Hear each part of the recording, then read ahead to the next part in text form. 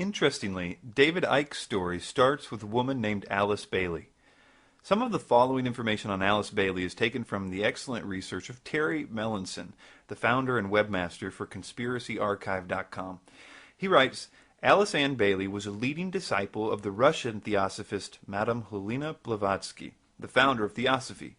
Bailey formed the Lucifer Publishing Company in 1920, and in 1922 she saw the organization's name changed to Lucis Trust, though the advancement of the Luciferian beliefs remained true. Lucis Trust promulgates the work of a, quote, ascended master, a spiritual being who was working through or in Alice Bailey for some 30 years.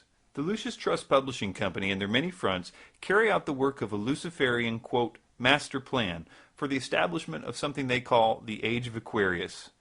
Lucis Trust is a powerful institution that enjoys consultative status with the United Nations, which permits it to have a close working relationship with the UN, including a seat on the weekly sessions, but most importantly, influence with powerful business and national leaders throughout the world.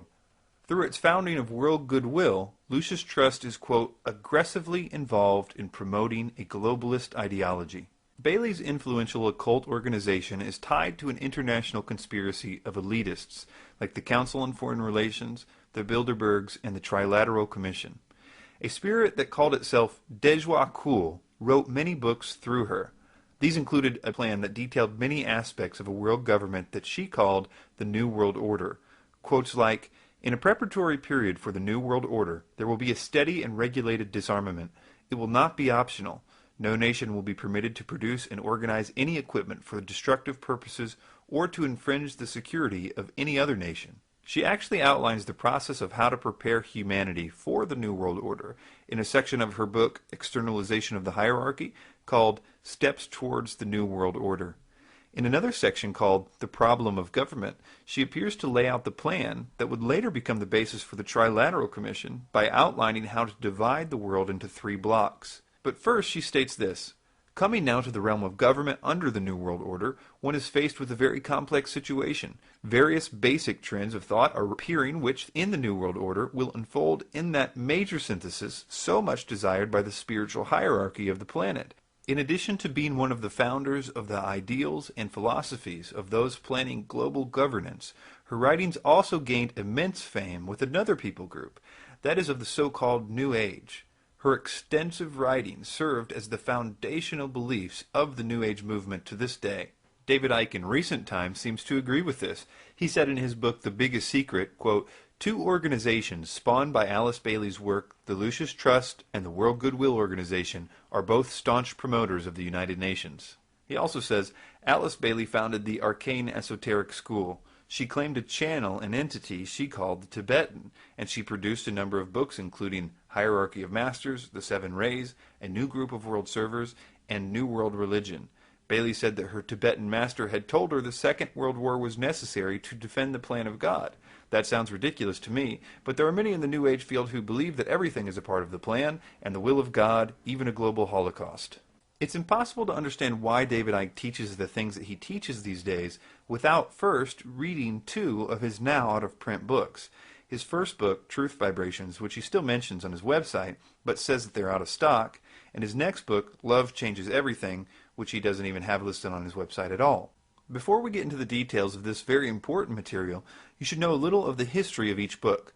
Truth Vibrations was published in 1991, and Icke will refer to it from time to time. And although he admits his views have changed slightly, he still agrees with much that is in the book. Then there's his next book, Love Changes Everything. And unlike Truth Vibrations, Love Changes Everything was written after his Kundalini spiritual awakening in Peru, where Icke says that his mind was blown. And because of this, Icke says he doesn't like that book at all. He says, quote, I don't like that book because it was written at the most extreme time of my transformation, when I wasn't sure what planet I was on, never mind what my name was. The problem with trying to distance himself with these books is, as we will see, it's obvious that he still believes their main points. We will see countless examples of this in his recent talks and his recent books. And once you see the details of his early beliefs, it will become very clear that they are the same beliefs that are behind Alice Bailey and the New World Order.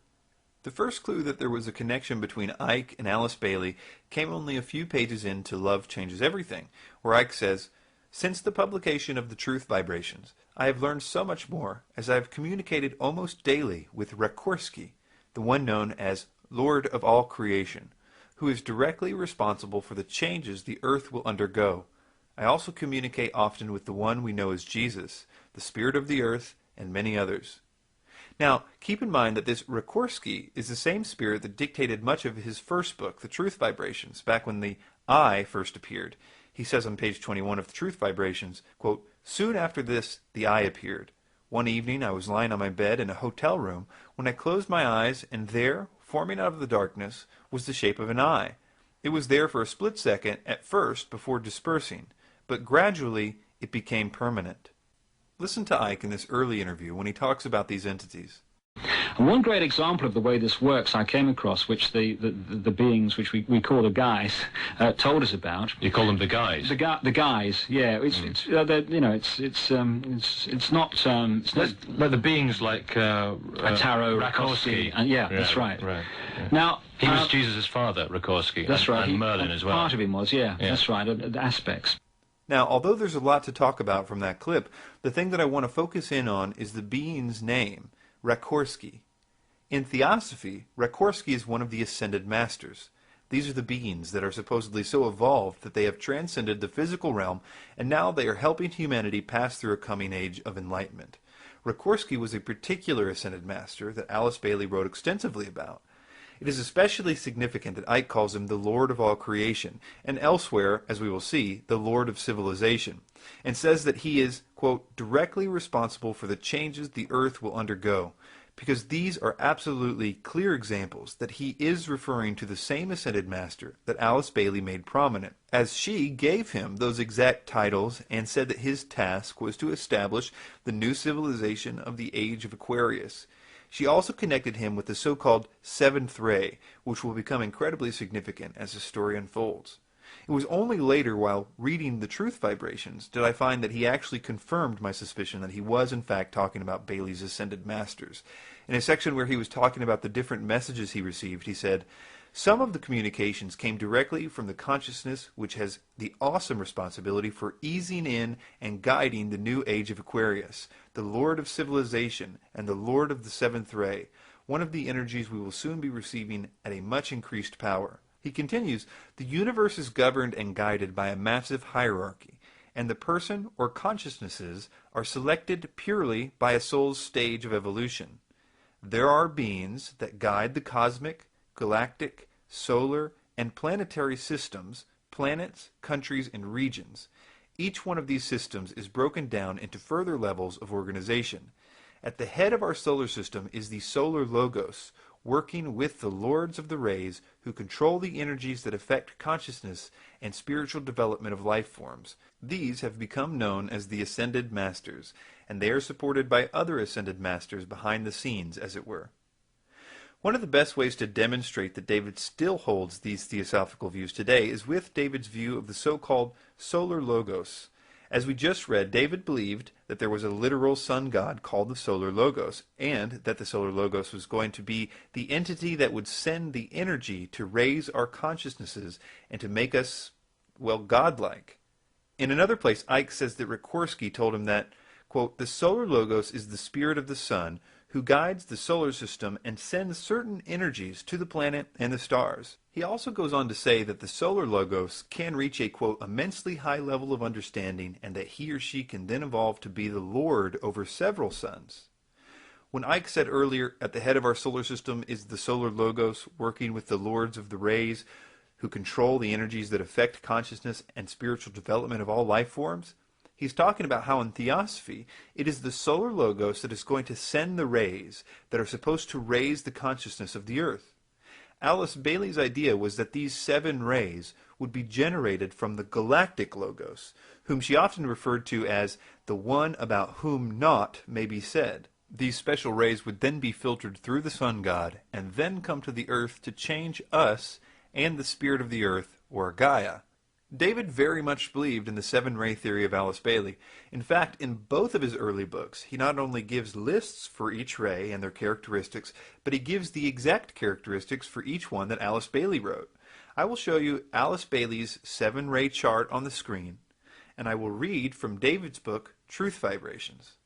David begins, "These rays are 1. Pure will and power. Ray 2. Love and wisdom. Ray 3. Intelligence. Ray 4. Harmony through conflict. Ray 5. Concrete mind and science. Ray 6. Love and devotion. Ray 7. Law and order and ceremonial magic. The Rikorsky ray." That last part is a dead giveaway because if you notice that Alice Bailey associated each ray to an ascended master, you'll notice that next to the last ray, the one Icke calls the Rikorsky ray, is named Saint Germain. And that is what Bailey, and even Icke, would sometimes call Rikorsky. Bailey would also refer to him as Master R. One way to demonstrate how devoted Icke was to this idea of the 7 rays is to point out that during this time, he would only wear the colors turquoise and light purple because certain colors were attributed to the different rays, and he believed it would attract more good vibrations to himself. Yes, ma'am. I'd like to ask David, is there anything special about that suit that he has on? He wore that on the Terry Wogan show as well. The color turquoise, yeah. You can answer that, David. Well, this light, which the Bible talks of, this energy, this life force that is sent out from the Godhead and all around creation, and it's this life force around the planet that's been disrupted, has sub-frequencies within it. And each of those have a vibration, a frequency of a color. And turquoise is the color of an energy within that light known as love and wisdom.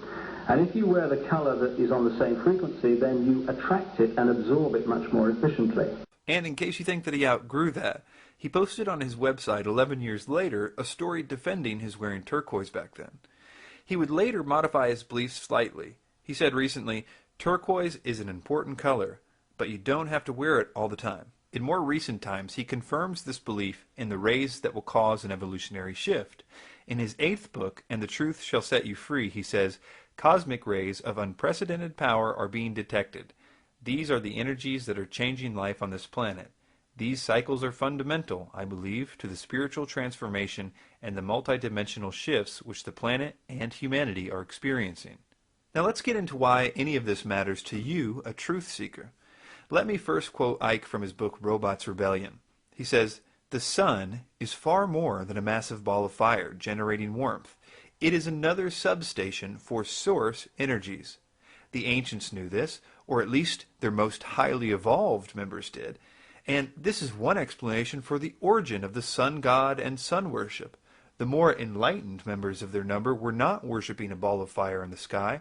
They were acknowledging the solar logos, through which the knowledge and wisdom of the source reaches the planet." He continues, "Just as the sun is the mind that guides the solar system, the galactic mind guides the galaxy, and the universal mind guides the universe."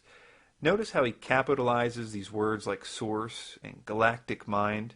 He's referring to the galactic logos from Alice Bailey, the one that she called the one about whom naught may be said. Notice how he talks about the worship of the sun in very good terms. That is, as long as you know what you're doing and know the esoteric truth about the sun, that it's actually the solar logos. After all, he says, these secret societies were just acknowledging the solar logos, through which the knowledge and wisdom of the source reaches the planet. It's a very good thing, he says, to venerate the sun, as long as you know what you're doing. We see him doing this exact same thing today. The only difference is that he doesn't use the word solar logos anymore. And as you watch these clips, notice the words he uses to describe the true worship of the sun. If you know David Icke, you know that he's using the best words in his vocabulary to present it in a good way. Words like vibrational.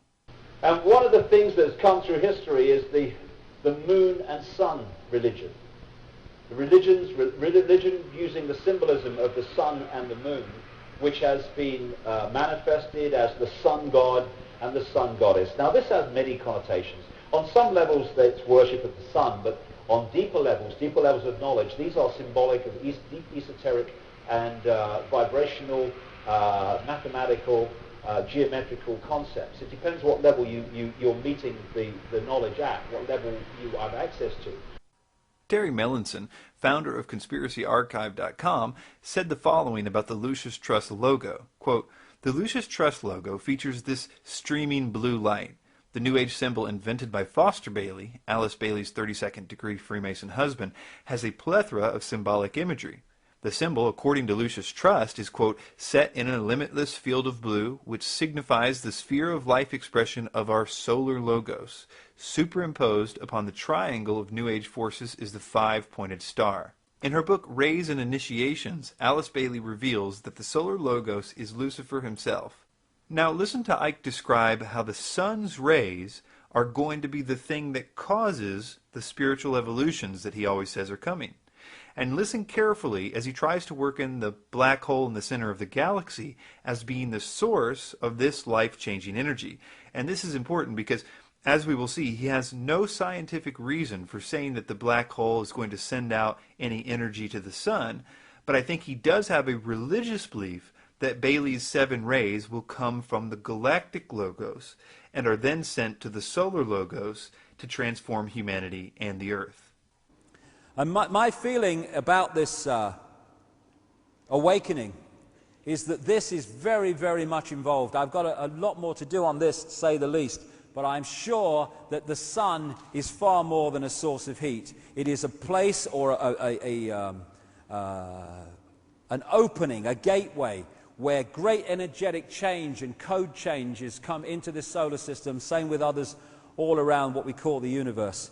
And I feel that at the elite level, not among the general population, one of the focuses on the sun, or the reasons for the obsession with the sun, is the knowledge of this, right going back to the ancient world. I also feel that the black holes and stuff are also ways that these energetic codes come in and out of this reality. Is that what we're going through is, I talked there about this vibrational base construct, which is coming out of the black holes. That is now very powerfully in the process of changing its vibrational state. We're in this cusp between how it was, the suppressed, the limited. So as this energy changes, it's triggering different photon information from the suns, in this case our sun. And so people are starting to, those more open to it first, are starting to decode a different base information construct. And what that's doing is changing their perception as we decode it and move into a different era. This vibration coming from the black holes, this base vibration, now there'll be more to know, and I'm trying to put the themes here. As it moves through its cycle of change before coming back to the original vibration, it's changing the information coming out of the suns in the form of photons. It's changing the information construct. Therefore, we are starting to decode, as it moves through the cycle, different information. And I tell you the way I see it, anyway. What I'm saying in my new book is that the black holes, like the one in the center of this galaxy, are vibrating the base vibrational state of this reality. But it's not stable in the sense that it doesn't just stay forever vibrating in the same way. It goes through a cycle. And so it goes through this vibrational cycle, and eventually it comes back to the start. As the black holes vibrate this base vibrational construct, this base vibrational foundation, it triggers information from the suns to be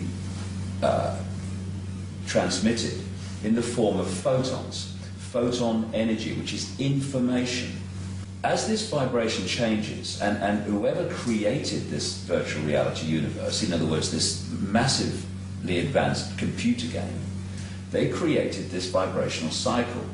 And as it goes through its cycle, the information coming from the suns in the photon energy changes. And so we're decoding this change. So we go through periods of what the ancients called the Golden Age, when there's massive expansion of awareness and connection and harmony and all the rest of it. And then there are other periods where the energy and the information is much more suppressed and limited, and these different cycles go on until it comes back from the start and the whole thing starts again. Now, I looked into his new book to see if he explained what this cycle was that the black hole was going through. because in running the website, the2012deception.net, I feel I've heard just about every theory in which a cycle concerning the black hole and the sun is mentioned. Yet I've never heard of a vibrational base frequency that was part of a cycle or anything remotely similar, so naturally I was very curious to find out what scientific information he had to back up these claims, because it seemed like he was just trying to make the theosophy idea sound really scientific. So I thought it was really funny when first I found that he never addresses this cycle at all in his new book, but what he did do was pretty hilarious.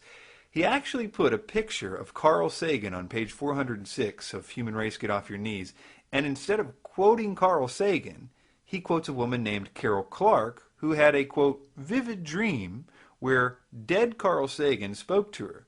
This dream version of Carl Sagan is literally the only scientific support he has for this particular idea. It simply says on page 407, quote, black holes resonate the frequency, and the different frequencies trigger different levels of information awareness to be emitted by the sun in the form of photons. So this dream version of Carl Sagan is the only evidence that Icke offers us to believe in this incredibly important theosophical idea about the sun god sending rays from the galactic god to change humanity. Even Icke's latest and greatest theories have their origins in his early writings, which in turn have their origins in Alice Bailey's writings. Take, for example, the subject of the moon. Icke claims he got the message from the spirit world regarding the moon. I sat down to start writing that day, and the energy in the room changed. I thought, I know this, I recognize this. The energy in the room changed.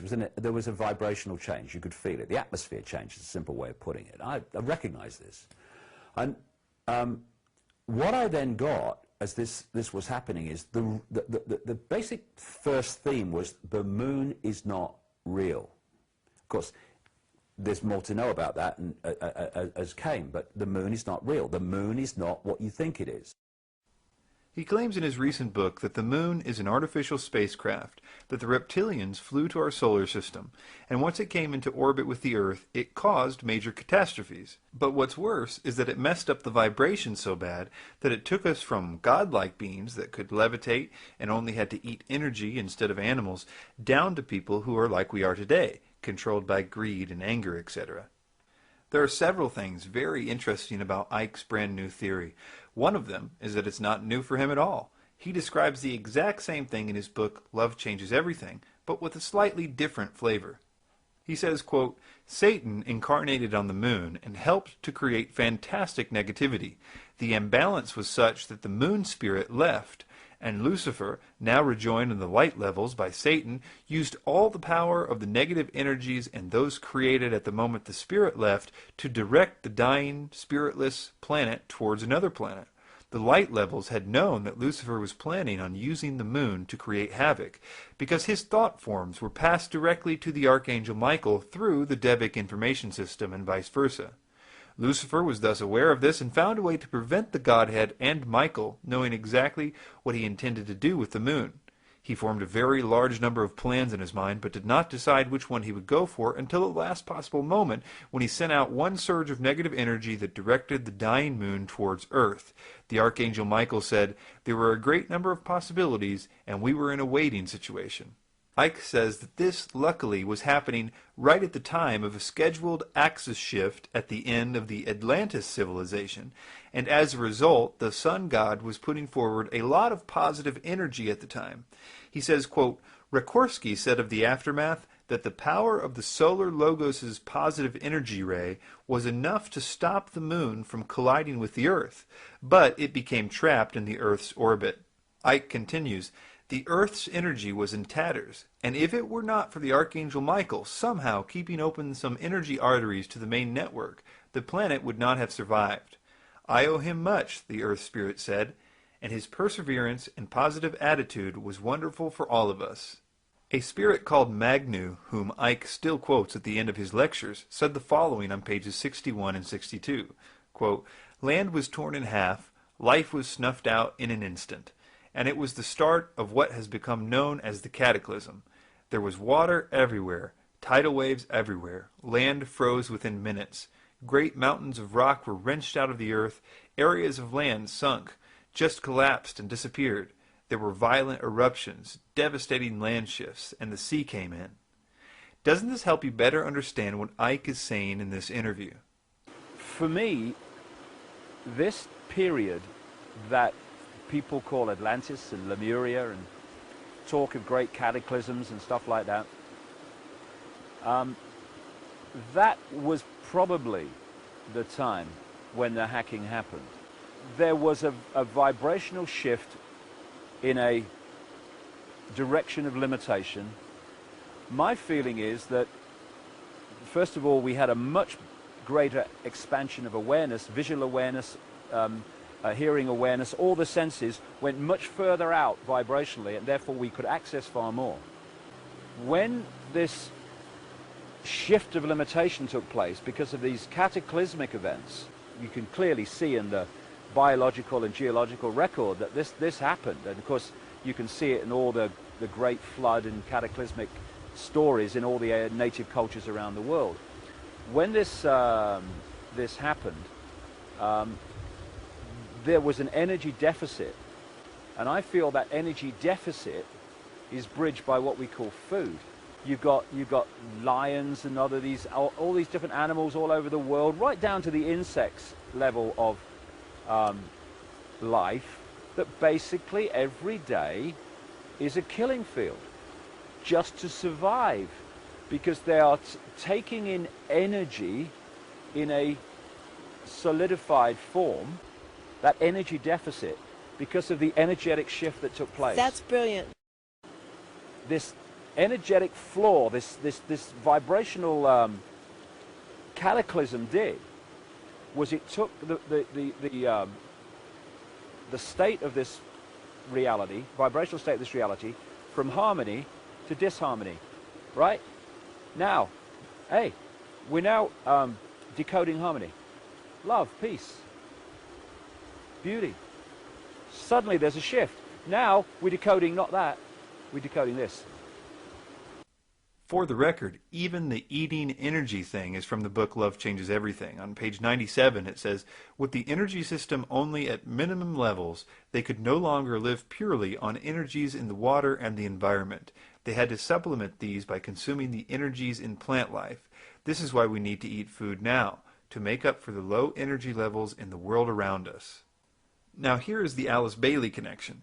She has this to say about the moon. The moon chain has in itself a curious occult history not yet to be disclosed. Certain brief hints may be given for due consideration of students. The moon chain was a chain wherein a systematic failure was to be seen. It is connected with the lower principles. The sexual misery of this planet finds its origins in the moon failure. The progress of evolution on the moon was abruptly disturbed and arrested by the timely interference of the solar logos. This one would correspond exactly to Icke's story of the moon spirit being kicked out and the solar logos saving the day at the last minute. The secret of the suffering in the earth chain, which makes it merit the name the sphere of suffering, has its origin in the events which brought the moon chain to a terrific culmination. This next one from Alice Bailey is pretty important because it's at the heart of what Icke's current theory is. It says certain results, such as the finding of its polar opposite, were hastened unduly on the moon chain, and the consequence was an uneven development and a retardation of the evolution of a certain number of diva and human groups. Diva is a term that Bailey and Icke used to mean angels, like Lucifer.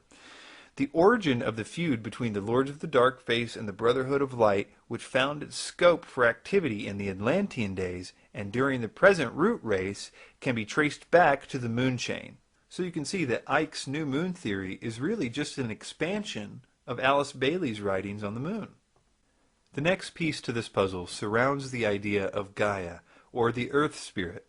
David has been, and still is, very passionate about the existence of the Earth Spirit, what Alice Bailey calls the planetary logos. The spirit of the Earth is the most evolved spirit ever to incarnate in a physical planet. She is a wondrous being of an evolution that we could not even begin to comprehend.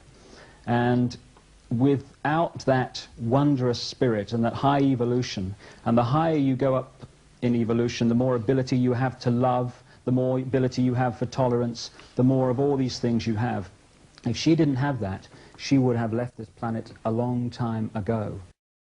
When I said publicly in 1991 that the Earth was a living entity that we could communicate with and could communicate with us, people just dubbed me crazy. And now we're seeing scientists who have studied this coming to the same conclusion. Yes. No one did more to popularize the idea of the Earth Spirit than Alice Bailey. It was her writing that influenced the Gaia religion of the United Nations, which will play an important role in the coming world government. A great example of this is a man named Robert Mueller. Robert Mueller was the author of the World Core Curriculum. He is widely recognized as the father of global education. For 30 years, he was Deputy Secretary General of the United Nations. He was the Chancellor of the United Nations University. His ideas about world government, world peace, and spirituality led to the increased representation of religions in the United Nations, especially the New Age movement. He became known as the philosopher of the UN. He's the founder of Robert Mueller Schools, and the preface of the Robert Mueller School World Core Curriculum Manual, November 1986, says, "The underlying philosophy upon which the Robert Mueller School is based will be found in the teachings set forth in the books of Alice A. Bailey by the Tibetan teacher Dejwa Kul." Robert Mueller told an audience in Costa Rica, "We hear now of the Gaia hypothesis, of the interdependence of all inert and living matter, that we are part and parcel of a living planetary organism." Maurice Strong is another Gaia supporter. He was the founder and Secretary General of the United Nations Environment Program and Secretary Advisor to Kofi Annan.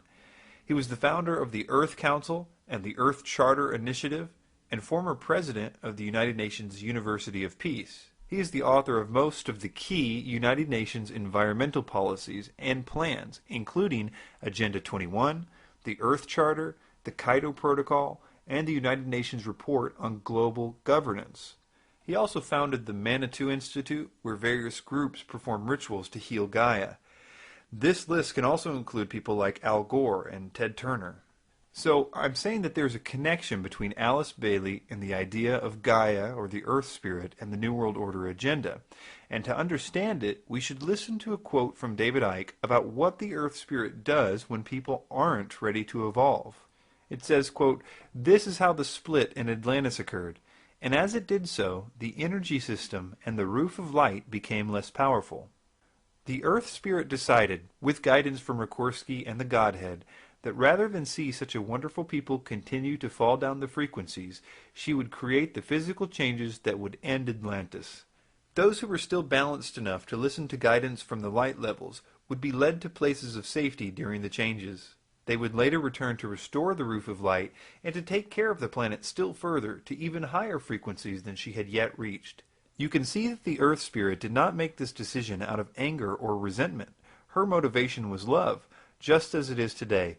Had she done nothing, these beings who had worked so hard to evolve up the frequencies would have continued to fall back again. But when she told the Atlanteans her decision, through thought communication, most of them didn't like it. This inability to understand the situation confirmed that the time was right to act. Although, according to Icke, this was cut short because of the moon being thrust into the Earth's atmosphere, this would not be the first time that Gaia had tried to commit an evolution-specific genocide, according to Icke. She also did the same thing to Lemuria, what he calls Mu, before it. He wrote, "The energy system was in such a muddle that it threatened the Earth Spirit's ability to harmonize, and she decided to act to bring Mu to an end. If there comes a point when it's necessary to take action to maintain balance for everyone's benefit and check the imbalances that are harming the progress of all in her care, then it is her duty to act. Sometimes this can mean enormous changes that have to take place, but it's always done out of love and necessity, not malice." And according to Icke, the Earth Spirit then proceeded to kill everyone. And he still believes we are in danger because the Earth's consciousness is too low. The only difference now is that the idea of the Illuminati has been incorporated as the ones making it happen. So, of course, the planet itself is a living, thinking, emotional entity. We are interacting with that energy field. And one of the things the Illuminati have set out to do and are trying ever more to do in the period we're experiencing now is to bring the vibrational state of the Earth's field, the Earth's consciousness, to as low a point as they can. It's also important to understand that Icke's belief in Lemuria or Mu and Atlantis are derived entirely from theosophy, and he still very much believes in these today. In ancient times, prehistorical times, in terms of official history, where there were, it would appear, two great civilizations which made together a global civilization, one based on a landmass which has become known as Atlantis, and one which has become known as Mu or Lemuria. And these were advanced, very advanced civilizations with, in many ways, knowledge beyond what is available in the public arena today. And they went to great technological lengths, great understandings, for instance, in how you can create a magnetic field which then makes vast stones basically weightless, and you can push them along and maneuver them around. Great technological advancement, at least among the elite. Now, there's not a shred of evidence outside the Plato account about Atlantis. And the idea of Lemuria, well, the main evidence for that is because Helena Blavatsky, the founder of Theosophy, simply said so. The idea of the sunken continent of Lemuria that Blavatsky describes has been proven an impossibility after the discovery of plate tectonics, which has led modern theosophists to concede that if Lemuria existed, maybe it was simply an era in time instead of an actual continent in light of this new evidence. Hitler and the Nazis also really liked theosophy. Hitler was said to have kept a copy of the secret doctrine by Helena Blavatsky by his bedside. The swastika of the Nazis was used because of its use by Blavatsky as her symbol for theosophy. The genocide that Hitler imposed was rooted in the theosophical view of the tall, blonde-haired, blue-eyed root races from Atlantis. And actually Icke believed this too. He says on page 46 of Love Changes Everything that the inhabitants of Atlantis were an average height of 6'5", blonde-haired, and skin that glowed white. Icke himself remarks about the incredible influence that theosophy had on Hitler in this way. He says, quote, "I'm not saying that Blavatsky was negative, only that Hitler was influenced by her work." A few other similarities is that Hitler also believed in this idea that the moon came into our orbit and thus gave the need to create this new evolution. He also believed, like Icke, that the earth was hollow, which is funny because in Icke's book The Biggest Secret, when he talks about this, his main evidence for the hollow earth was simply that the Nazis believed it too, which is really only because they both read Helena Blavatsky, who makes the claim in The Secret Doctrine. Also, Hitler believes that the Atlanteans possessed psychic powers and that they were destroyed by a flood, just like Icke believes. It is this desire of Icke's to get back to the Atlantis evolution that is at the core of his teachings today. To demonstrate this, listen to Icke in this recent lecture read a message given to him by a spirit in 1990. We find in another place that Icke identified this spirit as Magnu, who he said was from Atlantis. Listen to Icke explain first that Atlantis was destroyed and how the ultimate objective is to attain the powers we once had in Atlantis. In 1990, I experienced this, and it stood the test of time in my experience. My own allegiance with your planet goes back to an Atlantean period when there were many energies being used and information and knowledge being used which were, for particular reasons of safety, withdrawn, shall we say, to prevent complete catastrophe, to prevent total destruction of your planet. As the energies around your planet quicken, this is 1990, so these latent energies, these energies which have been withdrawn, will now be phased back in. They will gradually be awakened. As the consciousness level of your planet raises itself, those of you who are working together to raise your consciousness, you will be able to hold more and more refined vibrations, and the energies themselves contain the knowledge and the information which is beginning to surface again in your consciousness. So many of you will remember the Atlantean times. You will remember that you communicated with, say, dolphins and whales. You understood these sentient creatures. You could levitate. You could manifest things. You could cause spontaneous combustion by not miraculous means at all. Once you know what you're doing, these things follow. It is a matter of order. Now, I'm looking at a time on your planet when these energies, this knowledge is reawakened and reintegrated into your consciousness. At the very least, we should all be warned that this philosophy has had negative consequences at least once before in history, because it's the same thing that Hitler wanted. The fifth root race of Blavatsky, which Hitler was trying to bring about, was known as the race of hope, and it was said that they would soon rise to the pinnacle of spirituality formerly attained by Atlantis, but that certain people were holding them back. And as we will see in the final section, Icke also holds to this very dark idea. This idea has always been planned to be used in the context of a one-world government. 33rd degree Freemason Manly P. Hall said, "The new Atlantis sets forth an ideal government of the earth. It foretells that day when in the midst of men there shall rise up a vast institution composed of the philosophic elect, an order of illumined men, banded together for the purpose of investigating the laws of life and the mysteries of the universe. The age of boundaries is closing, and we are approaching a nobler era, when nations shall be no more, when the lines of race and caste shall be wiped out, when the whole earth shall be under one order, one government, one administrative body." Another similarity is the contact with the so-called spiritual hierarchy. As we have seen, Icke is in contact with a plethora of spiritual entities, even up to this very day. The Thule Society, the secret society that Hitler belonged to, also used the theosophical swastika, by the way, believed that highly intelligent spiritual beings existed and that the truly initiated could keep in contact with those beings for information about the world. The occultist Dietrich Eckart taught Hitler to get in contact with this spiritual hierarchy, and Hitler in fact believed he was in contact with this superior mythical race taught about by the Thule Society. Eckart remarked on his deathbed, quote, "Follow Hitler, he will dance, but I am the one to blow the pipe. We have given him the means to put himself in communication with them." The T is capitalized. "Mourn me not, I have influenced history more than any other German." Hitler wanted to enhance his connection to these beings further, and Ernest Pretsky, a book dealer, introduced Hitler to a psychedelic drug containing mescaline and peyote. This produced clairvoyant visions that made Hitler believe he had opened the door to more supernatural powers.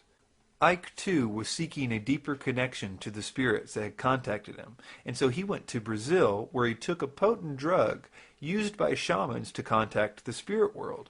Icke calls what contacted him that night the voice, and he says that it was the most defining moment of his career.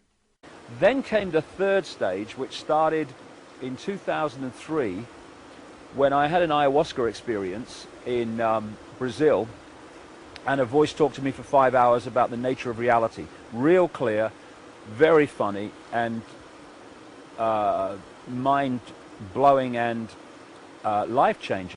I have often wondered if Icke has ever taken any precautions to make sure that the entities that he is in contact with are good entities. He often talks about how the Illuminati are in contact with bad extra-dimensional beings, after all.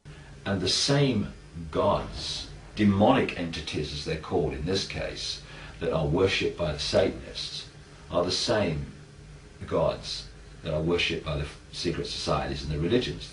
Unknowingly, in Satanism, it's knowingly. These reptilian entities seem to operate, and again, it's not just reptilian. There are many different kinds of entities that do not have a human form, that operate just outside of human sight, and history has recorded them as demons and all this stuff. So I wonder if he had a system to discern whether the ones that he's talking to are the same ones that are influencing the Illuminati. You can imagine I was a bit discouraged to hear things like this. Well, I've been on a long journey of nearly 20 years now, consciously doing this, and some force has been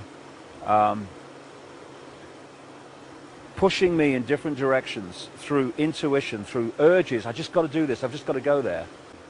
As I've gone through this and followed it, and who the force is and they are, I don't know. I'm not really that interested, funnily enough, because I just go with it, and I'll remember what it's all about when I leave this genetic spacesuit. Now, here is the mystery, considering all that we have learned so far. I think there's a lot of this whole New Age area, you know, of ascended masters and all the Blavatsky stuff and Ashtar Command. I say that that is a belief system controlled by the same force, which is also trawling that bloody energy as we go along. Again, considering everything we have just learned, this is clearly an admission that he has been lied to by the spirits all of his life. I mean, if they told him that they were Alice Bailey's ascended masters, which they did, and they taught him theosophy word for word, which they did, he must be admitting here that all that he was taught is a lie. But the problem is that he has never stopped teaching and promoting the beings he talked to or what they told him to teach. He clearly attributes everything he is to them. Among these messages that was given to me in 1990 were, he will say things and wonder where they came from. They will be our words.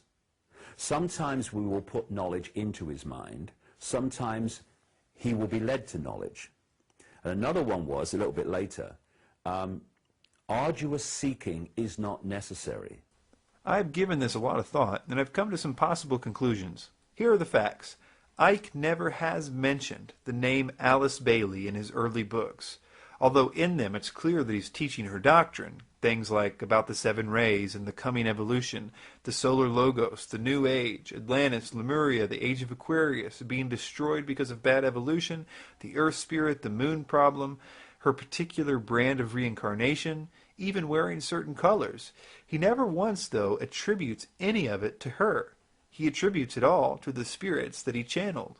He says he got all this information from the spirit world, which I'm willing to believe, and therefore I suppose it's possible that he hasn't made the connection that everything he believes is from Alice Bailey himself yet. He may have never noticed that what the spirits told him was word for word Alice Bailey and or theosophy. The other possibility is that because he has alluded to in the past the idea that sometimes during channelings the paradigm of the channeler gets in the way of the message, and so therefore the message can be tainted by the messenger. He refers to this, I think, to try to explain the fact that he has pages and pages of material of his conversations with Jesus, whom he nowadays says never existed. The idea is that, well, the channeler believed in Jesus, so the name was messed up. But, as we will see later, these beings do much, much more than claim to be some entity. They play the role to the very end and really expect you to go tell people what they told you. There are many problems with this, but the biggest one is that, let's say some of the psychics that he talked to were big Alice Bailey fans, and so he got information that was filtered through their paradigm. Now that's still not an excuse, because we're right back to the problem of, well, if he learned later on that Alice Bailey and her ascended masters lead to a new world order ideology, why is he still teaching us the exact same ideology, only packaged in a way that seems to try to hide the obvious source? We will come back to the investigation of Icke's extra-dimensional entities to see if we can determine anything more about them later on.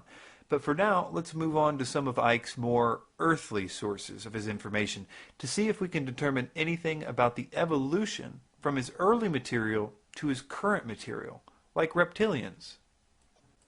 The single most influential person in the development of Icke's current ideas is a man named Brian Desbrow. Desbrow wrote a lot of conspiracy articles and posted them on the internet in the mid-90s into the 2000s. Later, these articles would be compiled into a book. Desbrow is behind an astonishing amount of Icke's research.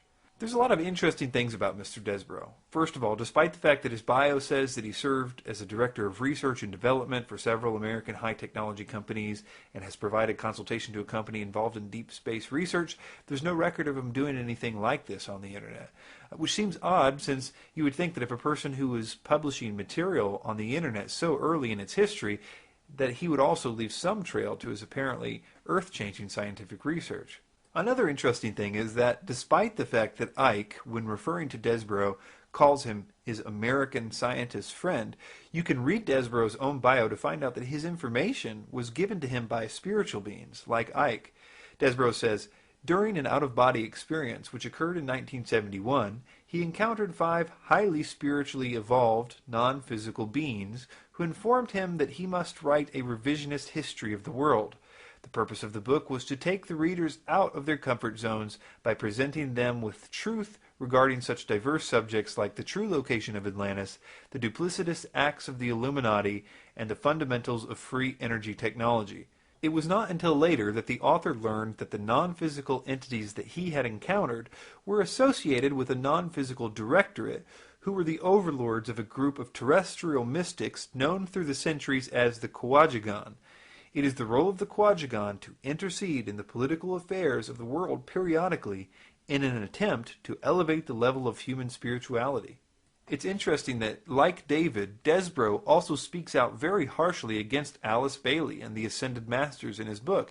He even says, the Lucius Trust is a major New Age command center on behalf of the Illuminati, and her book, Education in the New Age, outlined a social engineering program which later was adopted by the Club of Rome. In it she wrote, the science of eugenics will grow. Desborough also writes, Ascended Masters were in actuality merely nicknames she had assigned to the wealthy Masonic patrons of the Theosophical Society, and displayed outrage against phony psychics claiming to channel these non-existent beings. But in an equally amazing feat of doublethink, Desborough believes the exact thing that Alice Bailey believes. That is, that the non-physical directorate, or ascended spiritual beings, are intervening in the political affairs of the world in an attempt to elevate the level of human spirituality, which is arguably the main point to theosophy, as well as all the stuff about the Aryans, which we will see later. As far as Desborough's scientific background, according to his bio, it seems to be limited to a story he tells where a chance encounter with a pediatrician who had been one of Wilhelm Reich's research associates gave him access to all of his notes, which he says enabled him to acquire a knowledge of weather engineering and orgonautic science. In addition, as luck would have it, a similar thing happened to him, but this time it was with Nikola Tesla's notes. He says he met an old lady at a spiritual healing circle who had asked him if he liked Nikola Tesla. She apparently then told him a story that he writes on his website. It says, quote, one day, continued the lady, Tesla felt a tug on his coat sleeve. Looking down, he saw the landlord's 12-year-old son, who said, Mr. Tesla, will you teach me all that you know? Tesla was so impressed that the boy became one of Tesla's enthusiastic protégés, and later married the lady the author had just met. The lady then provided the author with some of her late husband's research notes on free energy and anti-gravitic technology. In this manner, many doors were opened, thus enabling the author to acquire meaningful data for his 2 books. The strangest part about Desborough's bio, in my opinion, is that he claims to be an expert at deprogramming mind control victims. He claims that he does this in order to get information out of them to help his research into the New World Order. He has written quite a lot about trauma-based mind control, and at that time, very little was known on the internet about it, and it does appear he knows quite a lot about how to program multiples. This will become very interesting as we continue this investigation. So with all that in mind, let's take a look at how David Icke was influenced by Brian Desborough. Icke's book, The Biggest Secret, is the first time that I know of that Icke mentions Desborough in print. He dedicated that particular book to him, and he cites him profusely throughout the book as his source for things like Martians coming to Earth and founding the Aryan race, which the reptilians used to overtake the planet. Brian is also the source for much of the information on the Babylonian world, and things like black people are a result of the Earth being closer to the sun at one point, the Ice Age being an illusion, monoatomic gold, directed energy weapons, UFOs are government craft, crop circles are space beams, David's new view on Jesus, and much more. Ivan Fraser, the other person who David dedicated his book, The Biggest Secret, to, later spoke out against David and said this about Brian Desborough, quote, is there anything David could tell us about Brian Desborough's background to allay any doubts we may have about his integrity, considering his massive influence in the content and direction of The Biggest Secret? Also, Icke's subsequent book called Alice in Wonderland and the World Trade Center Disaster is no better than a copy and pasting of Brian Desborough's article entitled The 9/11 Disaster, The Myth and Reality. If you have read Icke's Alice in Wonderland book on 9/11, please read Desborough's article when you have time. and you will see that the information in there is exactly the same. The wording, even the mistakes. But the curious thing is that even though it's clear from reading Desborough's 9/11 article that Desborough is the one who did all the research, Icke doesn't cite Desborough one time in his book, even though it's painfully obvious that it was taken from him. I think that Desborough was quite content to feed information to Icke, even if he got no credit. One example of this is in regard to the reptilian scandal. As I mentioned, the biggest secret is dedicated to Brian Desborough and another man named Ivan Fraser. According to Fraser, it was Desborough that introduced Icke to Arizona Wilder, and it was her testimony that ended up being the reason why Icke went public with the reptilians thing. Desborough also admits to introducing Icke to Arizona Wilder, as well as arranging the meeting between the two, because Wilder was a victim of trauma-based mind control, and apparently Desborough had accessed her programming in order to get information about the Illuminati. According to him, he was amazed to find that she confirmed what he had already been telling Icke, which will be important later. This is Ivan Fraser's side of the story. He had been proofreading The Biggest Secret for David Icke, and he found out about the reptilians thing this way. He says, quote, Arizona Wilder was not mentioned at all in the draft copy of The Biggest Secret, which I had read. David had not met her yet. When the book was released, people started ringing me with questions like, is it true about the reptiles? And is this stuff about the royal family true? At which time I replied that I thought it was, based on the fact that the version that I had read stated only the theory of reptilians and that certain of the royals were involved in satanic rituals. Soon I heard about Arizona Wilder. David stated that he saw his encounter with Arizona Wilder as an amazing synchronicity which endorsed his work in his latest book. How could she have known all this stuff which tallied so exactly with The Biggest Secret? Well, I believe I'm not as naive as David, and I know exactly how she could have known. Icke was passing copies of the book via post to me and others for editing. Fraser continues, this brings in another character who is pivotal to the entire Biggest Secret thesis. It was a contact of David's named Brian Desborough, who introduced Arizona to David. Brian is mentioned as a source for a great deal of the information in the book, having supplied most of the material on which David based his idea about the Martians coming to Earth and founding the Aryan race, which the reptilians used as a vehicle to overtake the planet. Brian is also the source for much of the information David had compiled on the Babylonian world, its myths, and how they fed into the sinister secret societies. It was Brian Desborough who was also looking at the draft copy of The Biggest Secret at the same time as myself, i.e. before David met Arizona Wilder. Therefore, the fact that Brian Desborough may be responsible for fundamentally leading the direction of David's research, if not planting much of the basis of the book in David's mind, is obvious. But then, to be the same person responsible for giving him the so-called eyewitness to testify to the verity of that information is highly suspicious. Brian also writes articles on mind control and seems very knowledgeable on the subject. Is it possible that he could be directly involved in some way that we are not being told about? Fraser also says that Arizona endorsed Desborough's theories so closely that, quote, you would almost think she had already read the book or had been given the information beforehand. He continues, or considering that she claims to be an ex-mind-controlled slave, could it be that she was pre-programmed? Testimony from Mark Phillips and Kathy O'Brien as to how arduous it is to deprogram a CIA slave makes me very suspicious that Arizona Wilder could be considered reliable. She claims that since her programmer died, the programming broke down. I don't believe this can be accepted as such, and external experts would have to be brought in to convince me that if she was controlled to the highest level, that she could be so deprogrammed now to be considered reliable. Brian Desborough describes the story in this way.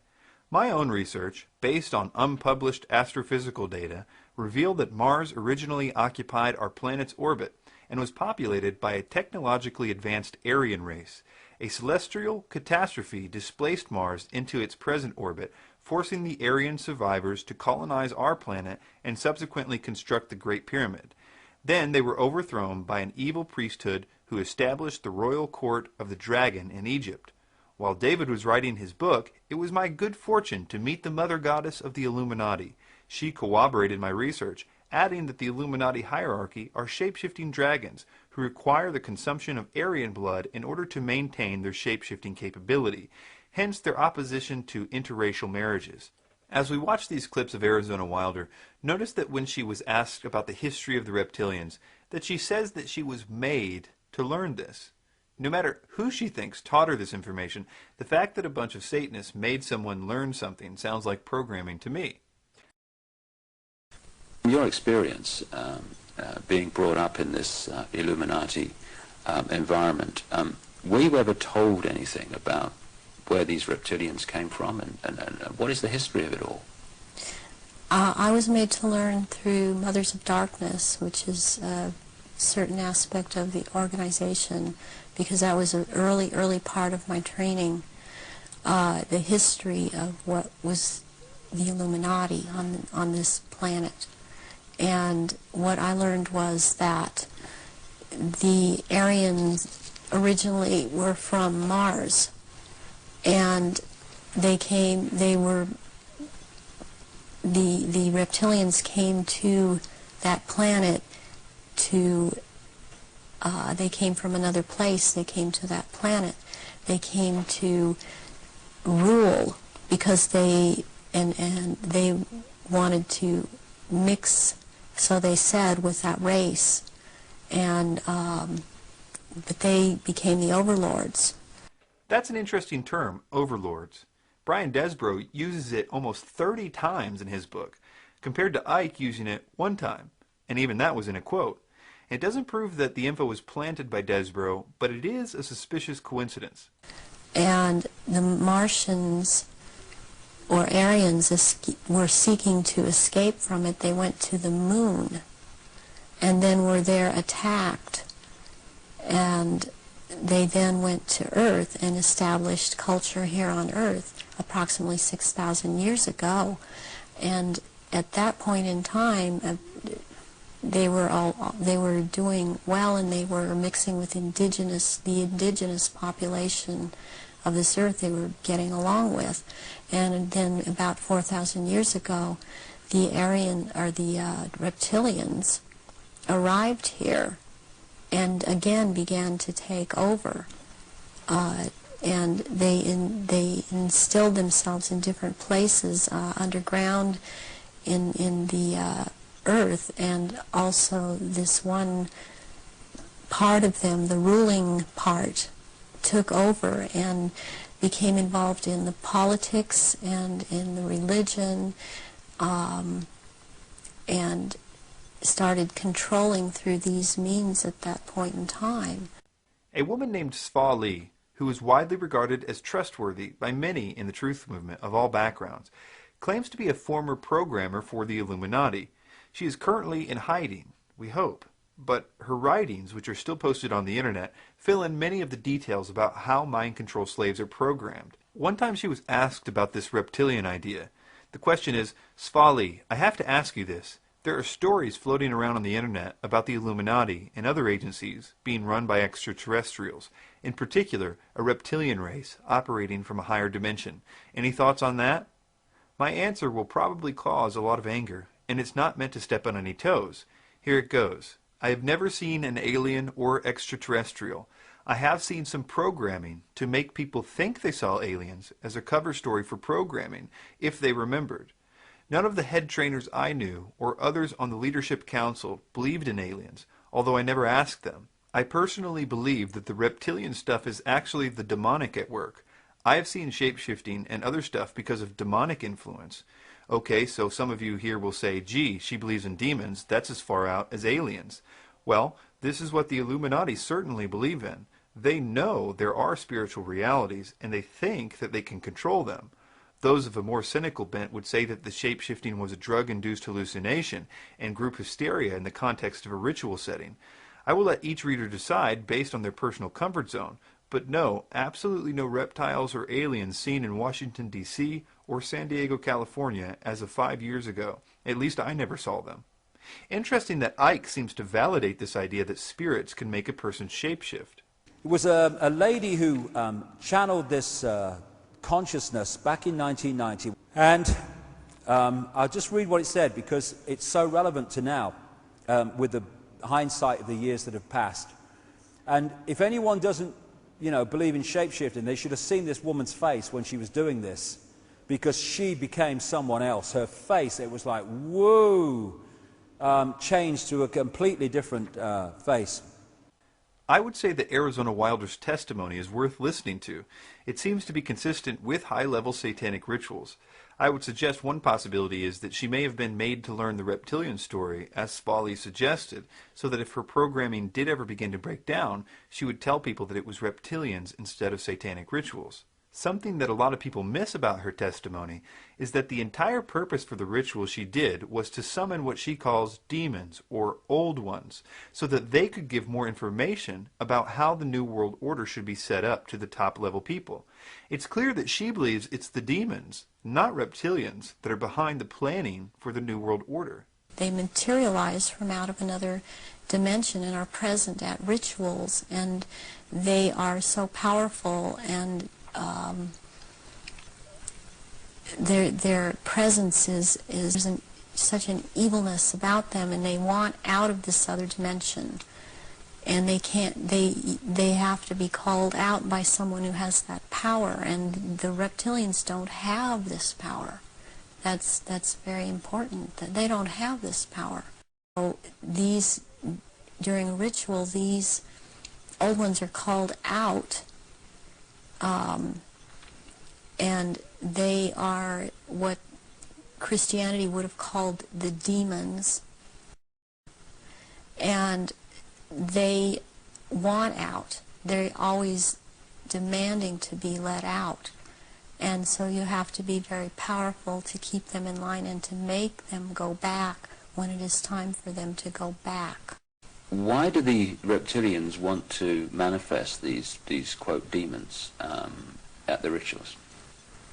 It brings power to the rituals. It brings power to them. They are told things by these entities, and they are encouraged to go on with what they're doing, and knowledge is imparted to them through these entities. If this is the case, why is there no attempt to see what we can learn about them? Why all this focus on reptilians and Mars and Aryans? By her own admission, they aren't calling the shots. The spirits behind them are. I want to mention a few more things about the reptilian issue before moving on. She states that the reptilians change back to reptilians when asleep.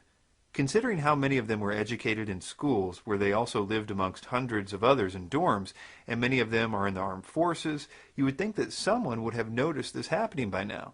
Hey buddy, you don't look so good when you fall asleep. She states that the royal reptilians can't stay in human form at the scent of blood, and transform and go crazy, ripping into their victims.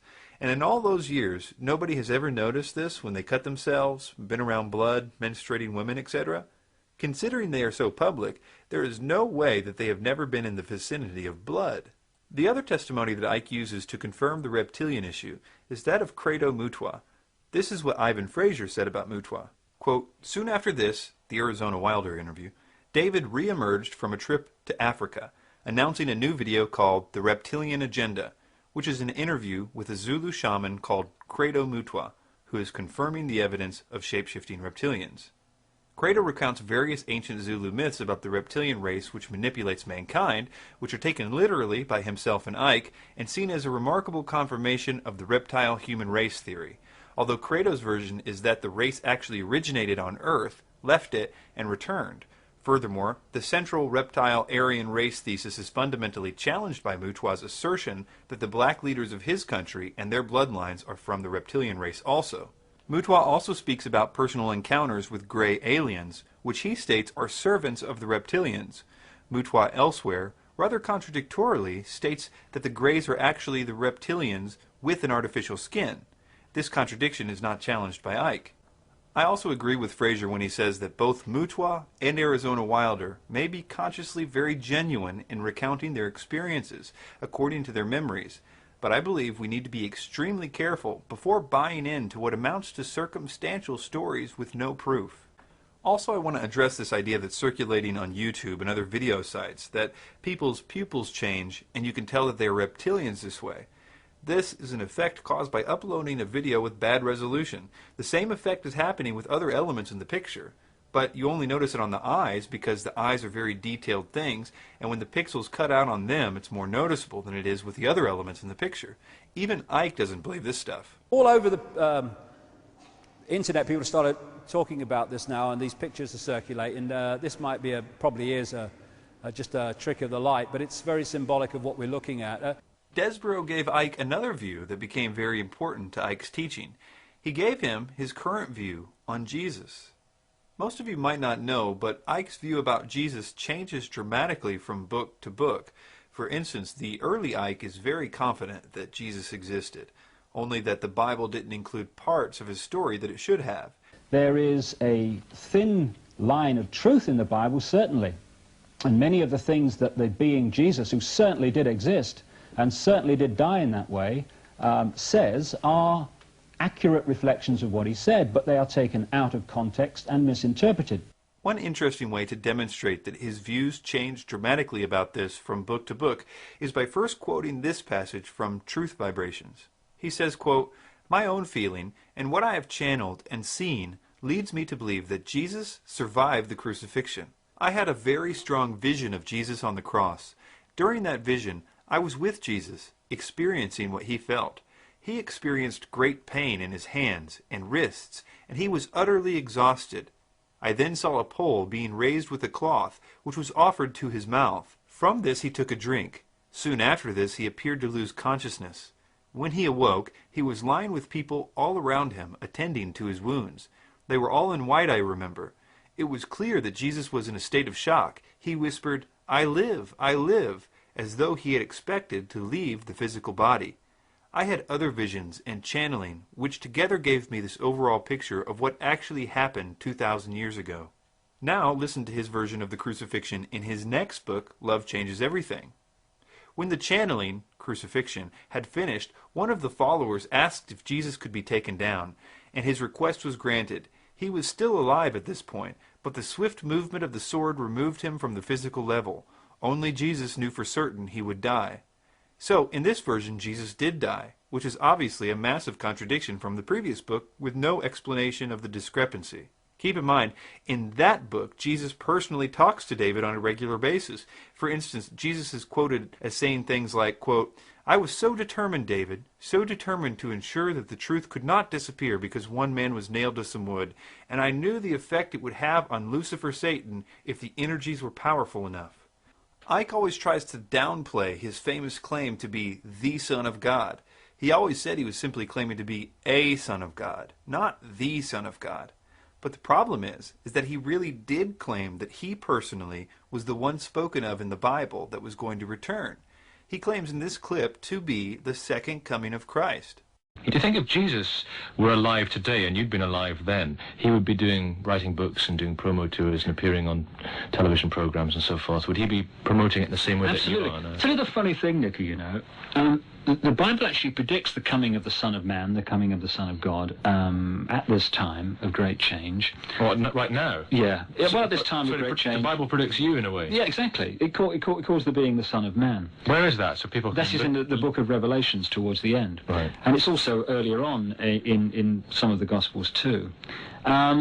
What do they expect this Son of Man to look like? Do they expect him to wear a beard and a white robe? Well, they don't expect him to be a Hereford United goalkeeper. Correct. But did they expect the people 2,000 years ago didn't expect their Son of God or whatever to be a carpenter's son, and he got the same reaction. You see, what it is, it's about incarnating into a body that relates to the world as it is at the time.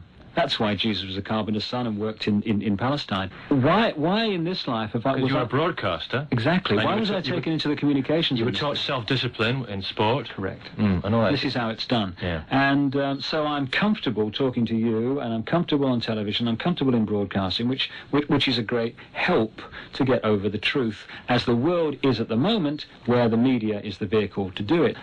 You are given the gifts, and we're all given the gifts, that we need in particular lifetimes, and at this time, in this lifetime, I need certain abilities to be comfortable on the media and know the media, and that's what's been given to me.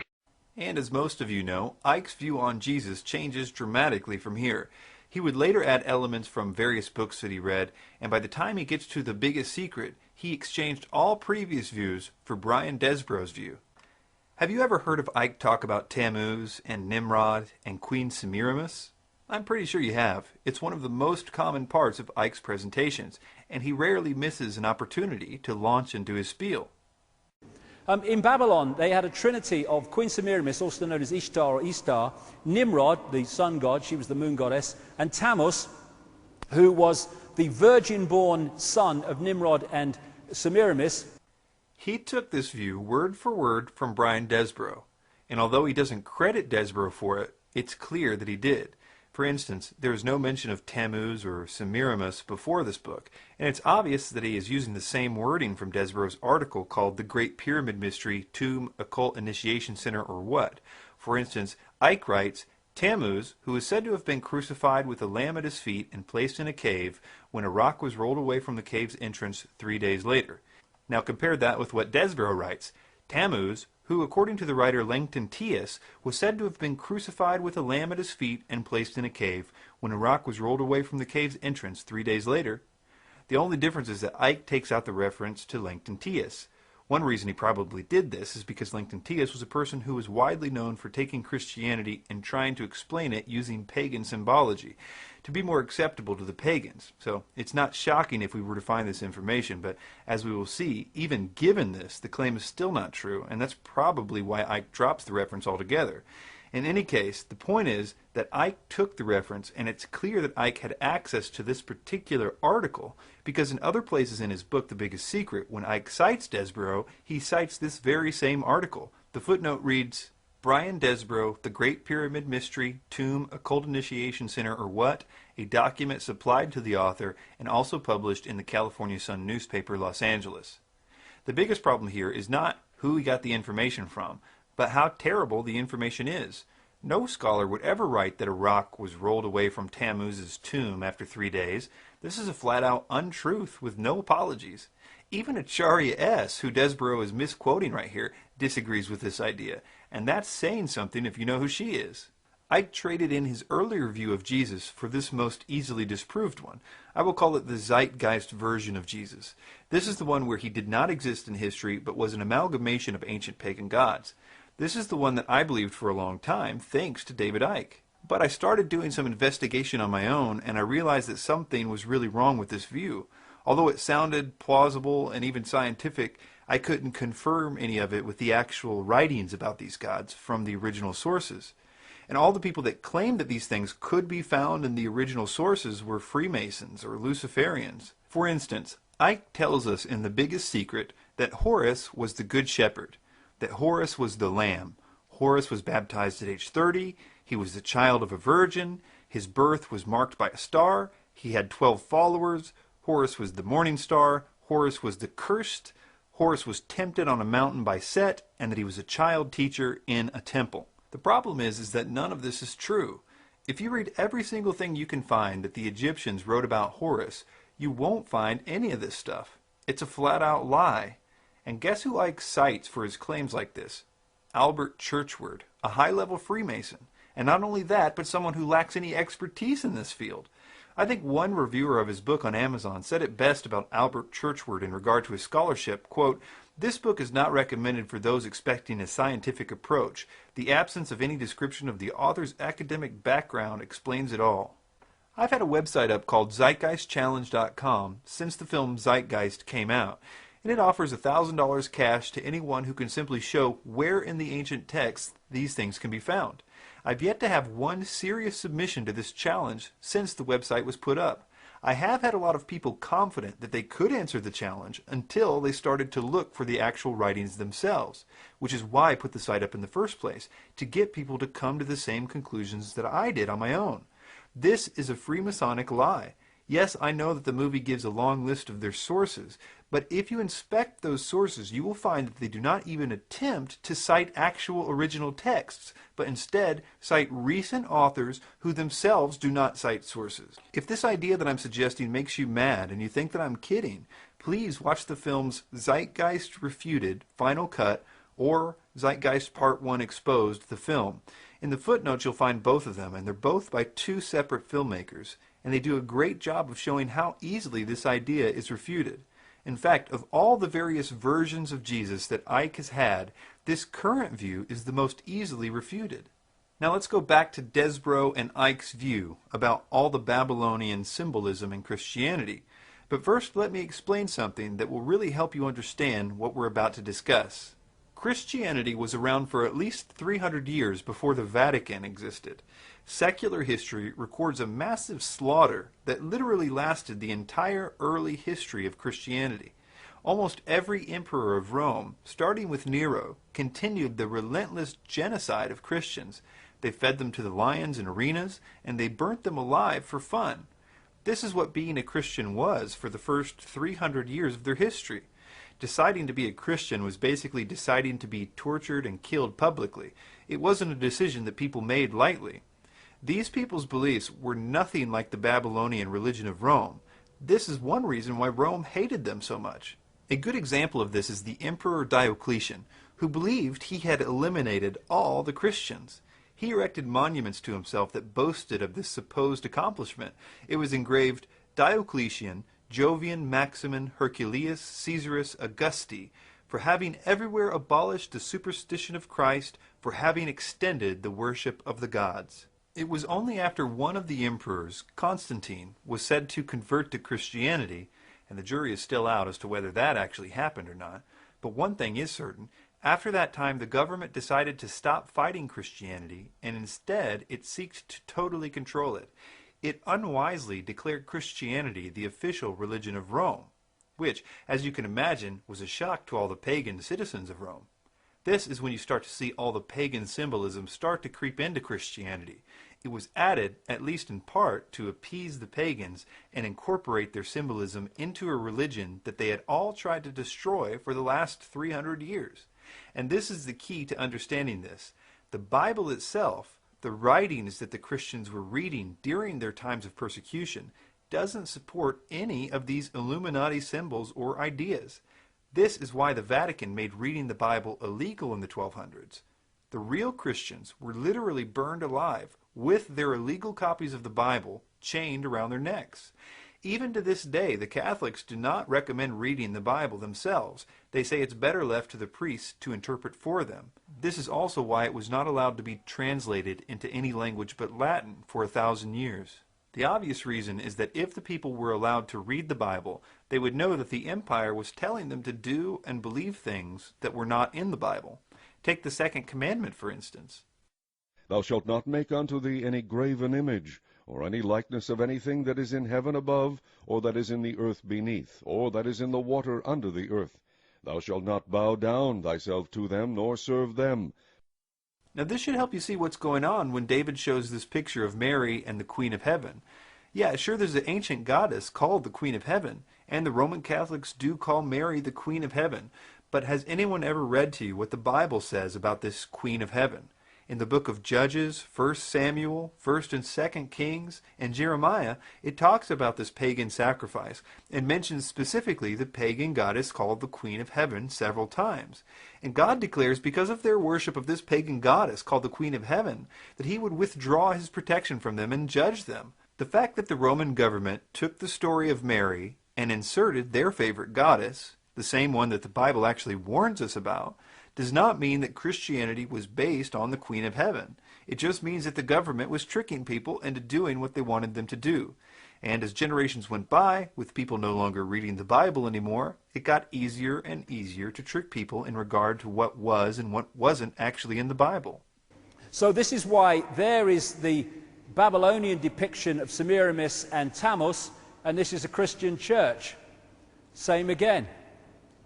This is a picture I took last Christmas in Rome when I was there for a television program, and that appears to be Jesus and Mary. Actually, it's Semiramis and Tammuz. I don't even think that I understood this one when I did believe that Icke was genuine. Has anyone ever stopped to consider that mothers with children might be the most common motif in art in the history of the world? I mean, mothers have always had children since the dawn of time, right? Even before there were fruit bowls to paint, there were no shortage of mothers with children. I think it's kind of funny when I hear people showing a picture of a mother and a child statue, as if they're making a deep connection to Christianity. If statues of mothers with children is a specific thing, only to be compared with Mary and Jesus, then I have a lot more similarities with Mary and Jesus that I would like to add to the list, from every culture and every time period. Again, you won't find any descriptions of Mary holding Jesus at all in the Bible. It's not some special idea in the Bible at all. This is art commissioned by the Roman government, and it has nothing to do with Christianity. Early Christians did not make images of Jesus because of what they thought was obedience to the second commandment about making idols. This artwork is only something you see after Rome starts calling the shots and telling everyone this is what Christianity is now. And the sad thing is, nowadays we believe them. This also explains this idea of halos. So much is made about these halos in theosophy and in the occult, but there's nothing about halos in the Bible. Early Christians wouldn't even make paintings of Jesus in the first place, as we mentioned. The halos on Jesus or other people that Rome made the artists paint is only evidence that as pagans, the Roman/Babylonians were trying to appeal to the pagans who were used to seeing their gods like this. The whole idea is foreign to real Christianity and foreign to the Bible. Just another case of Icke telling you to believe that the Illuminati version of Christianity is the real version. But my favorite one that Icke uses is this one. This is another depiction of Nimrod in the ancient world. He was also the fish god. Again, Jesus, the fish. He had the fish head hat. This is a depiction, actual depiction from Babylon, and that's why we have the mitre in the Pope. The key to this one is the connection that Icke makes to Jesus and fish. Did you catch it? Again, Jesus, the fish.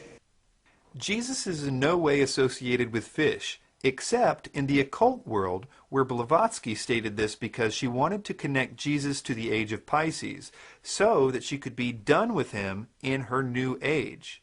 When Jordan Maxwell does this, he always will say, Jesus the Fisher King, which is not a title for Jesus at all. Jesus wasn't a fisher king or a fisherman. Jesus was a carpenter. This is a little mind trick that Maxwell plays to build up the case that Jesus was associated with Pisces. There are about 3 things that people say to equate Jesus with fish so they can either make this Dagon hat connection or the Pisces connection. Let's look at them really quick so we can see why Icke's, quote, Jesus the fish thing is so wrong. A few of Jesus' disciples were fishermen. Now does that make Jesus a fish? He did feed many people one time with 2 fish. And this is why people equate him with the astrological sign of Pisces, which is represented by 2 fish. But when people make this claim, they never mention that only a few days later he did the same thing with more than 2 fish and a different number of loaves. Why wouldn't they tell you about that instance a few pages later? Because it ruins the whole Pisces thing. The fact is that Jesus did all kinds of miracles. We don't associate Jesus with ears, even though he was said to heal a man's ear once. And the final thing that people do is point to the Jesus fish on cars. This symbol was representative of an acrostic in the Greek language that early Christians used to use as a sign to see if certain places were safe for them during the persecutions. It meant Jesus, anointed, God, Son, and Savior, and it doesn't make Jesus a fish. Before moving on to another man who Icke bases his beliefs on, I will conclude that the reason that the emperors of Rome and later the Roman Catholic Church tried to keep the Bible from people is that contrary to what we were taught in the so-called truth movement, the Bible is incredibly anti-Illuminati. Not only does God reveal to people like Ezekiel that the elites of his day, the Illuminati if you will, were worshiping the sun behind closed doors, and later he showed him that the secret worship of Tammuz was going on too. It is filled with discussions and promises to judge this so-called secret power of lawlessness, which we might call the Illuminati. See my video, Was the Bible Written or Changed by the Illuminati, for more on this. Another of Icke's sources is a man named Michael Talbot. He wrote the book The Holographic Universe, and Icke quotes him frequently as the basis for his belief that nothing is real and everything is a hologram.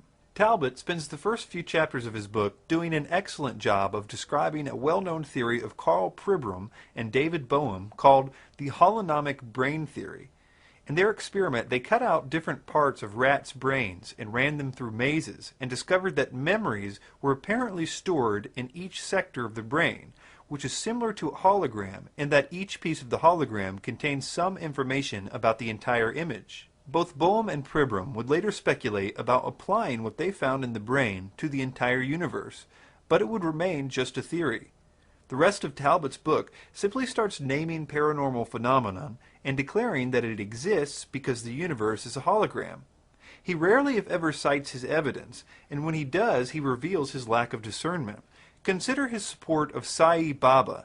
Talbot spends several pages gushing over Baba as a perfect example that the universe is a hologram because Baba, according to Talbot, performs these miracles. But watch this video of Baba performing what can only be described as cheap sleight of hand tricks as I read from the holographic universe. Perhaps the most famous modern-day materializations are those produced by Sai Baba, a 64-year-old Indian holy man living in a distant corner of the state of Andhra Pradesh in southern India. According to numerous eyewitnesses, Sai Baba is able to produce much more than salt and a few stones. He plucks lockets, rings, and jewelry out of the air and passes them out as gifts. He also materializes an endless supply of Indian delicacies and sweets, and out of his hands pours volumes of vibhuti, or sacred ash. These events have been witnessed by literally thousands of individuals, including both scientists and magicians, and no one has ever detected any hint of trickery. He can make sweet syrups and fragrant oils pour from his hands. He can produce exotic objects, such as grains of rice with tiny, perfectly carved pictures of Krishna on them. Equally astonishing are his productions of sacred ash. Every time he walks among the crowds that visit him, prodigious amounts of it pour from his hands. He scatters it everywhere, into offered containers and outstretched hands, over heads and in long serpentine trails on the ground. If Sai Baba had produced them by sleight of hand, it was undetectable to us. Talbot also talks about cases of stigmata.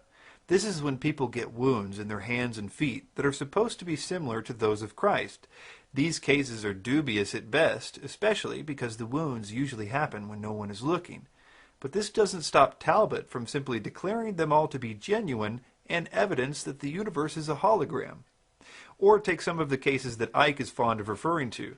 I'm sure you've all heard of the hypnotist that made the man see through his daughter. Everyone seems to love that one. Like that wonderful story told by Michael Talbot in the Holographic Universe. Yeah. And I read that page over and over again when I first saw that book in the late 1980s. This is the story about the stage hypnotist who hypnotized the father to believe that his daughter was invisible. Mm-hmm.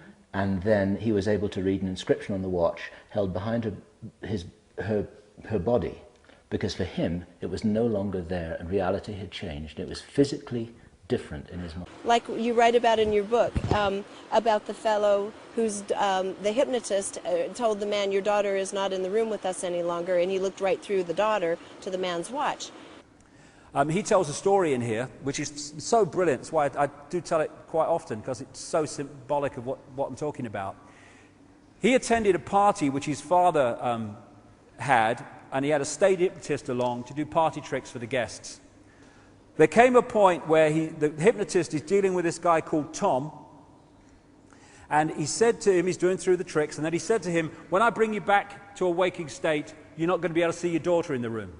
At which point the hypnotist led the daughter to stand right in front of the father who's looking in her belly.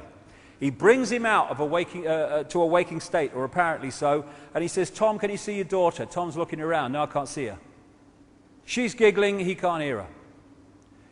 The hypnotist went behind the daughter, put his hand in the small of her back and said, I'm holding something, Tom. What am I holding? He looked bemused because it was so obvious to him. He said, you're holding a watch. He says, there's an inscription on the watch, Tom. Can you read it? He peered forward, read the inscription. His daughter standing between him and the watch. The problem is that Talbot simply says this happened at his own father's friend's house. There's no citation whatsoever. We are asked to simply trust him that this happened. Let me ask you, if this was so easy that all a good hypnotist had to do was to tell someone that their daughter wasn't there, how come it hasn't been reproduced in a lab or some other place where this could be verified with a measure of proof? I mean, was this particular hypnotist the only guy in the world that could do this? Why not have someone simply put the idea to the test and prove it? I hope you see that the answer to that question is obvious.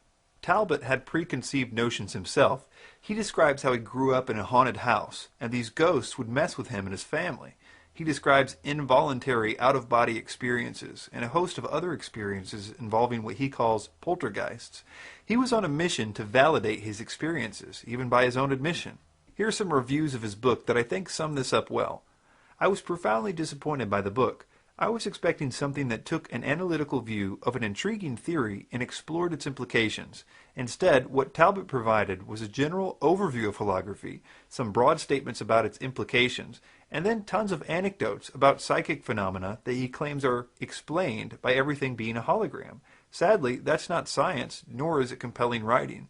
Another reviewer says, the book is completely disingenuous and uses numerous case studies where the evidence is presented in a dishonest way. A simple Google search will turn up enough information on many of the book's claims to start to raise doubt. Further investigation will make you very upset that the evidence is presented so matter-of-factly, with no mention of the numerous controversies surrounding the evidence.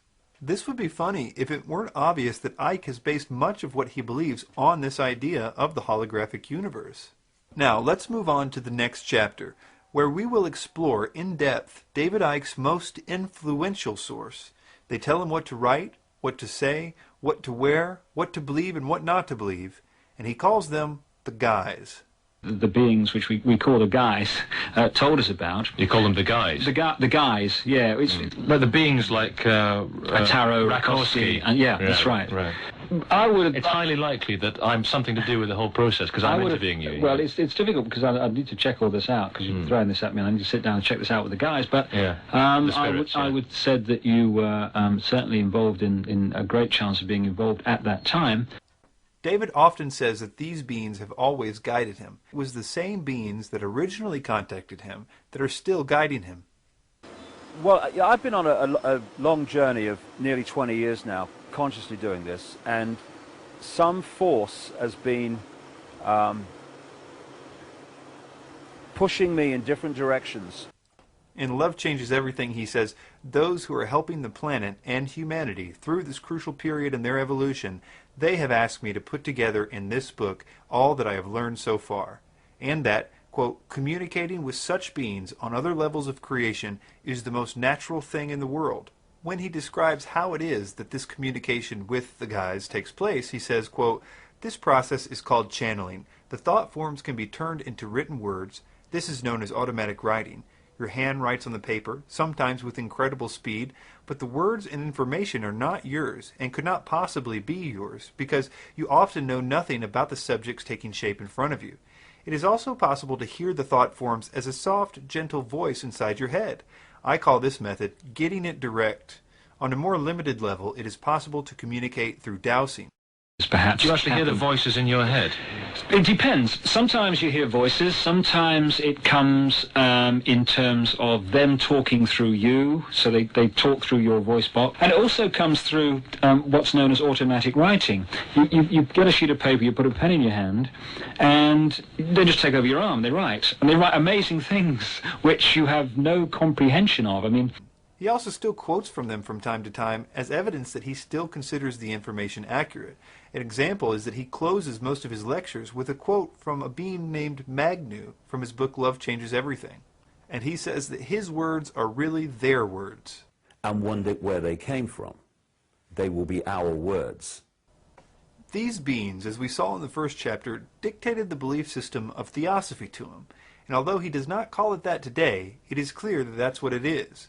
Given what we learned in the first section about the connection to Alice Bailey, who also was in contact with entities, how can we be sure that Icke is not listening to the wrong spiritual forces, the ones that seem to be orchestrating the New World Order? He's the first to admit that these beings exist. We can gain some wisdom from a man some of you may know named Terence McKenna. He was a man who encountered several beings from other dimensions, according to his books. He had some sobering words for people like David Icke when he said, "It is no great accomplishment to hear a voice in the head. The accomplishment is to make sure it is telling the truth, because the demons are of many kinds. There is no dignity in the universe unless we meet these things on our feet, and that means having an I-thou relationship. One say to the other, you say you're omniscient, omnipresent, or you say you're from Zeta Reticuli. You're long in the talk, but what can you show me?" Magicians, people who invoke these things, have always understood that one must go into such encounters with one's wits about oneself. You can get a few things from this quote. Number one, McKenna believed that extra-dimensional entities were prone to lying about their identities. And number 2, they were able to be summoned in magic rituals. And number 3, that they don't necessarily have our best interest in mind, although they always would present it in that way in order to be trusted or to get us to do whatever they wanted us to do. I find it very interesting that McKenna said that the same entities that don't need to be trusted are the same ones that occultists summon in rituals.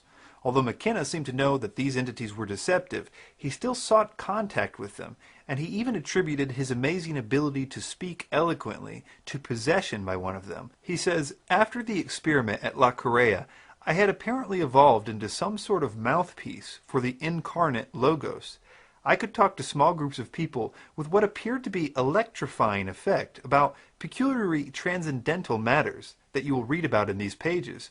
It was as though my ordinary, rather humdrum personality had simply been turned off, and speaking through me was the voice of another, a voice that was steady, unhesitating, and articulate, a voice seeking to inform others about the power and promise of psychedelic dimensions."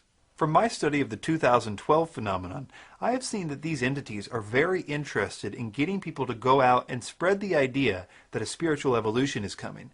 And like McKenna warned us about, they pretend to be all kinds of things in order to get us to tell their story. For instance, all the main forerunners of the 2012 idea got their revelation about 2012 and spiritual evolution from spiritual entities, claiming to be different things.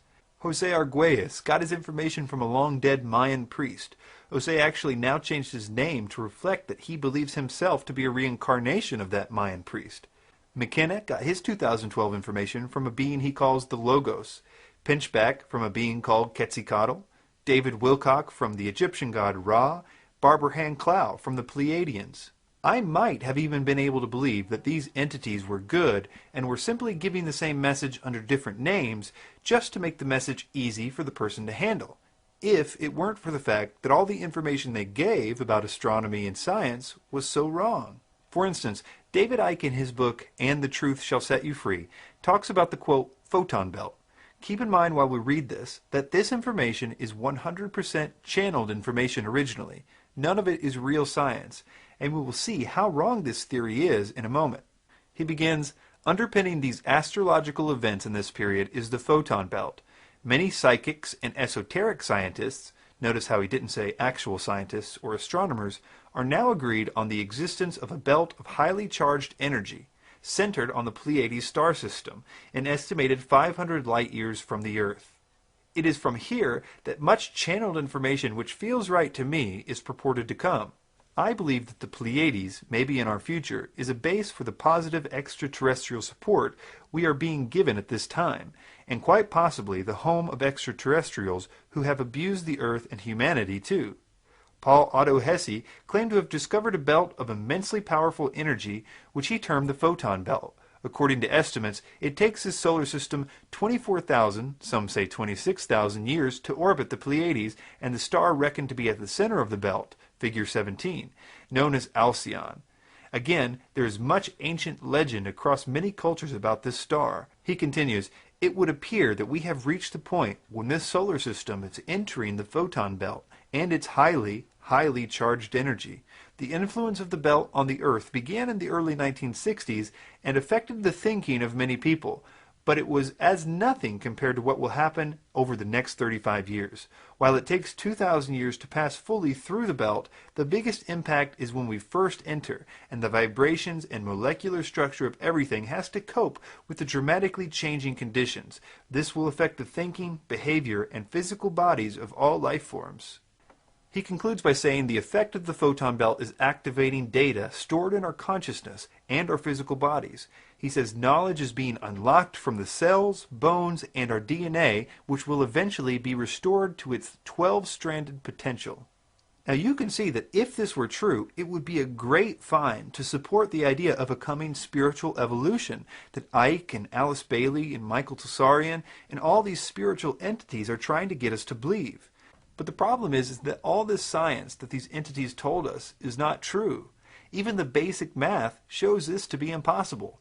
Our solar system and that of Alcyon are both orbiting around the galactic center.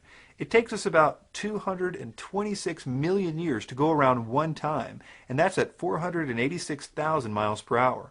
If our solar system was also orbiting around Alcyon while it was also revolving around the center of the galaxy, it would need to be going much faster than the speed in which we are currently moving. One scientist said it this way. The math doesn't work, he says. Alcyon is 400 light years from Earth. If the Sun was orbiting Alcyon in 250,000 years, it would have to have an orbital speed of 3,142 kilometers a second, which is 14 times faster than the Sun is currently orbiting the galactic center. This would be readily apparent if it were so. Another way of expressing this is that if the Sun was orbiting Alcyon at the same speed as it goes around the galactic center, and if there were such a lesser orbit that it would probably be much slower, then it would take either 3.5 million years instead of 250,000 years, or Alcyon would have to be only 28 light years from Earth instead of 400. Besides, our movement has been measured against the background of stars on numerous occasions, and scientists have found no trace of such an orbit. And this is only the beginning of this theory's problems.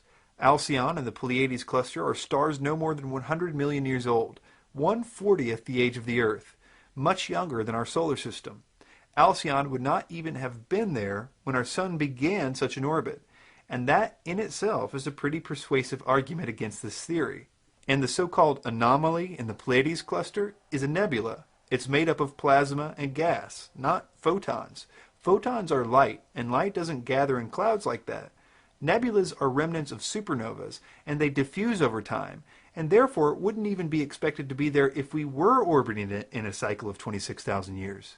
The core of the Pleiades cluster is approximately 8 light years across. The Sun, and with it the Earth, is moving away from Alcyon. This should be the final nail in the coffin of this theory. So, these entities are either really bad with science, or they are intentionally deceiving us to believe in a Hitler-esque fifth root race spiritual evolution. We will look at the possible motives for that theory in the next and final section. But for now, I want to propose a theory about what these beings are. Most of you will recoil at my suggestion that these are demons.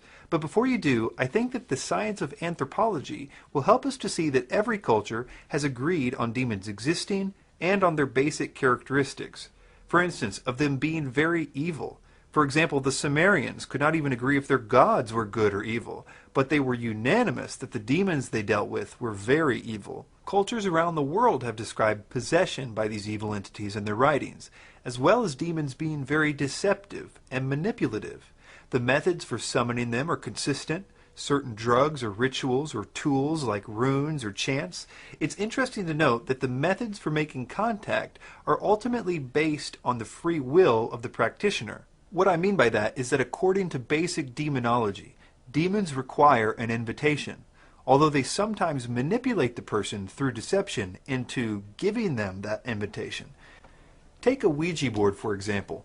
It's just cardboard and paint, but those that decide to use it are essentially asking to be contacted by spirits, and that's all the spirits need, your willingness to be contacted, your free will. So let's look at David's testimony to see if we can get any idea if he's dealing with demons instead of ascended Atlanteans trying to help humanity evolve. Suddenly I felt over 1989 that there was a presence in the room whenever I was alone. And it became more and more tangible as 1989 unfolded. It was bizarre, really, because whenever I was in a room alone, like a hotel room or something, there was this presence, you know. And eventually it got so powerful towards the end of '89 that I was sitting on the side of a bed in a hotel called the Kensington Hilton in London, just down from the BBC headquarters. And I said to this apparently empty room, look, if there's something there, would you please contact me because you'll drive me up the wall. Let's stop right there for now. Notice how all this began with a desire to be contacted. Also note that David will later go on to basically preach that this is all that must be done for anyone to be contacted. All we've got to say, and it's very simple, is I accept that I am being guided. I have guides in other frequencies, other dimensions of life, who are here to guide me and help me through this lifetime so that I learn the lessons I decided I wish to learn. Go ahead and guide me. And when you do that, things start happening. He says on page 139 of Love Changes Everything, quote, Every single life form can be a part of this transformation if they say openly, I wish to be guided and work for the light. Notice that he capitalizes the word light.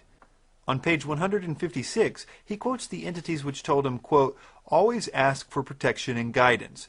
Ask and you shall receive, seek and you shall find. But then they say, you must make the first move. You need to exercise your free will. They tell him at the end of the book, quote, welcome all beings. If you do this, you're welcoming creation into your life. It is also interesting to note the negative effect that even pictures of Jesus began to have on him. In his book Truth Vibrations, he says this about a visit he made to a church as a tourist. Quote, looking up at a large painting of Christ, the picture suddenly turned black and moved around before my eyes. Only the face of Christ was still. Suddenly, I felt a sensation I can only describe as someone pushing a pneumatic drill into the top of my head. I gripped the pew I was standing beside, and my body vibrated from the top of my head to the base of my spine as something seemed to go through me. He says that months later, he was told that he received a gift of energy from one of the ascended masters of the planetary system at this point. Interesting that revulsion towards Jesus is actually quite observable among these entities. I would even go so far as to say that it's empirically testable in our modern times. I've had a unique opportunity to work with hundreds of cases of sleep paralysis through a website a friend and I started called StopSleepParalysis.org. Sleep paralysis is when one wakes up and can't move, but they are fully awake. It is most often associated with the feeling that there is some evil presence in the room. Over time, during the experiences, the presence can become more manifest in some form and can lead to very terrible cases of torture and even rape. This is attributed to demons in almost every culture in the world except for modern Western cultures like America. A few examples are in Fiji. The experience is interpreted as kana tevoro, or being eaten or possessed by a demon. In the Hmong culture, sleep paralysis is described as an experience called dab swam, or crushing demon. In Malaysia, Africa, Hungary, the Middle East, and everywhere in between, these events are attributed to evil spirits. Western scientists do not have an explanation. They postulate, with no evidence I would add, that it is happening because people are coming out of a dream state and into a waking state, and that their mind is still dreaming even though they have awoken. I suppose the obvious question is, if that were true, why does everyone seem to be having the same dream about an evil presence in the room? It seems that the dreams should be as varied as the dreams normally are among people, but this is not the case. In the cases that I have seen, about 90 to 95% of the people experiencing this have been dabbling in some occult or New Age practice, and they have in some way given their free will over to these entities, who now apparently feel that they have a right to be there. The more a person goes down that road, the more intense the control of these entities gets. Now here is the observable and testable part of this.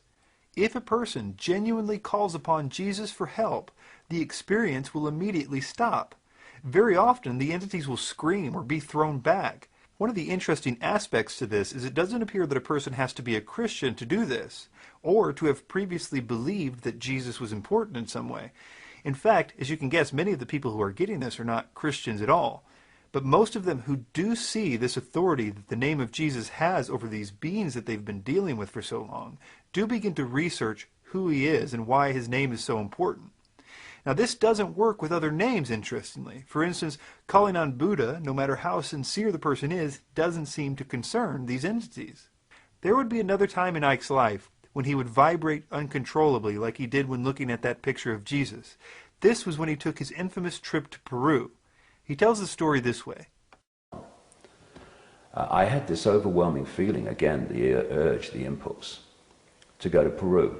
We go out to this place, and it's in the middle of nowhere. And basically, when you looked around, it was encircled by mountains, in the distance, mind. And I'm looking out the window, daydreaming, and I see this mound to my right, but must be no more than 3 minutes down the road.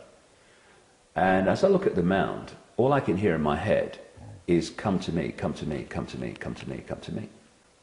And I walk to the center of the circle, and suddenly my feet go again, like they did in the news shot, but only seriously more powerful.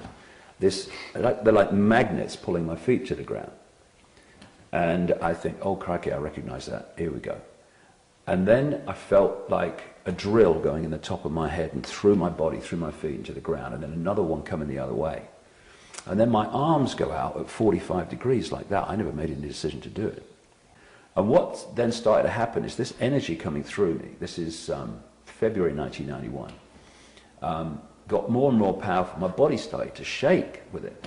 Very powerful thought forms just passed through my head, just like in the news shop. It was like, you know, if you've got a dam and it's holding water back, well, the water is calm, right? Because that's its natural state in that situation, if you like. But when the dam bursts, before a new balance is found after the dam bursts, all hell breaks loose in the water, right, as it's trying to go from one state to another. Yep. When I look back, what happened to me on that mound? It was like the waters of my mind bursting. Icke always attributes this event to this place in Peru being located near a vortex point in something he calls the energy grid. But there is another side to that story. I used to believe in the idea of ley lines myself. I had no reason to doubt it. After all the so-called teachers I had in the truth movement talked about it as if it was a long-established fact. But I encourage anyone to do some research about how this idea started and see if you can still force yourself to believe it after that. There is actually a very interesting history of its evolution, and I will provide links in the notes where you can get all the details on this to get you started with the research. I say this because many people will claim that a proof that a ley line exists is the fact that certain places, especially ancient ritual sites, have a very heavy feeling of energy. I would validate that, but let me offer an alternate theory, one that I think is based on a much more observable cause. Icke would say that the reason that people were sacrificing on these ancient sites is because they were on powerful spots in the energy grid, and these people were adding negativity to it to affect world consciousness, and that's why the place feels negative. But I would say, based on my understanding of satanic rituals, that the areas are not intrinsically special at all. It is simply by it being the place where a lot of blood is spilled in sacrifice that it draws the presence of these evil spirits to the place. And that is why the area feels negative, as a result of their presence. Let me see if my theory helps us to understand what happened to Icke in Peru. But first let me describe a little about the area that he was visiting. The area that Icke was in was known for its blood sacrifice. New human sacrificial sites turn up all the time in Peru, from the pre-Incan and Incan civilizations, especially that of small children. In fact, the place that Icke talks about in this clip was a place called Silistani, where there are stone channels that lead down to the lake so that the blood of the sacrifices could flow from the sacrificial site to the lake. Ironically, there is also a lizard engraved at the site too, and they still sacrifice pregnant iguanas there to this day. There is a stone circle on the mound there, which is exactly like the one 3 minutes down the road where Icke says his Kundalini experience was. This area was full of these stone circles on mounds, and I would suggest to you, based on his description of his convulsions and on him hearing voices of beings in his head on a daily basis after this, that he was further controlled by the entities at this point. Then there is the story of his experience in Brazil with the drug ayahuasca. In 2003, when I had an ayahuasca experience in Brazil, and a voice talked to me for 5 hours about the nature of reality. Real clear, very funny, and mind-blowing and life-changing. Ayahuasca is a DMT-containing drug, which is naturally produced in the pineal gland, and is present in wild plants found in places like the Amazon basin, and has been used for millennia by Aboriginal shamans and medicine men to contact the spirit world and to receive information from entities there. It is common for adjoining DMT partakers to see the same apparitions. Psychologist Dr. Rick Strassman conducted a formal clinical study of DMT ingestion under the auspices of the University of New Mexico, which he detailed in his book, DMT, the Spirit Molecule. He found, under controlled clinical conditions, that subjects had these experiences within seconds of ingesting DMT, which almost universally mimicked what are described elsewhere as alien abduction events. Note that these subjects were screened to be those who were not familiar with stories of UFOs or did not believe in them. The entities they encountered were typically described as traditional greys, reptilian, or insect-like. The context usually involved medical and reproductive experiments conducted by the entities on the subjects, described as violent rape episodes. When subjects were willing to try additional experiences, they reported that the entities acknowledged their prior disappearance with no sensation of time loss. The episodes were so traumatic to the subjects that a support group was later formed to help them deal with the emotional trauma of the experiences. I would ask you to remember the quote from Terence McKenna warning us about these entities.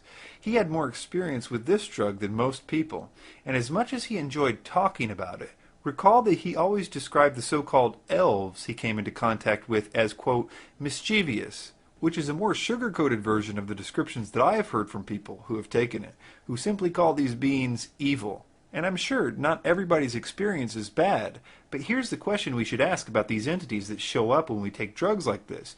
Should we assume that the entities that are talking about love are good? Or based on the fact that the negative ones obviously exist and are contacted by the exact same means, can we be skeptical of the positive ones as well? In fact, how do we know that the so-called good ones we encounter aren't simply pretending to be good? Especially, as in Icke's case, if the voice is clearly describing the same doctrine that Alice Bailey's ascended masters have been trying to teach us from the beginning, this idea of spiritual evolution. I think that the biggest problems we have in the truth movement are, one, we have no idea that everything we believe, we were made to believe by people carrying the message of these entities. And two, because we don't really understand what their end game is, or why they are so diligent with this deception, it makes us powerless to defend against it. We don't even know what it is they're trying to ultimately do.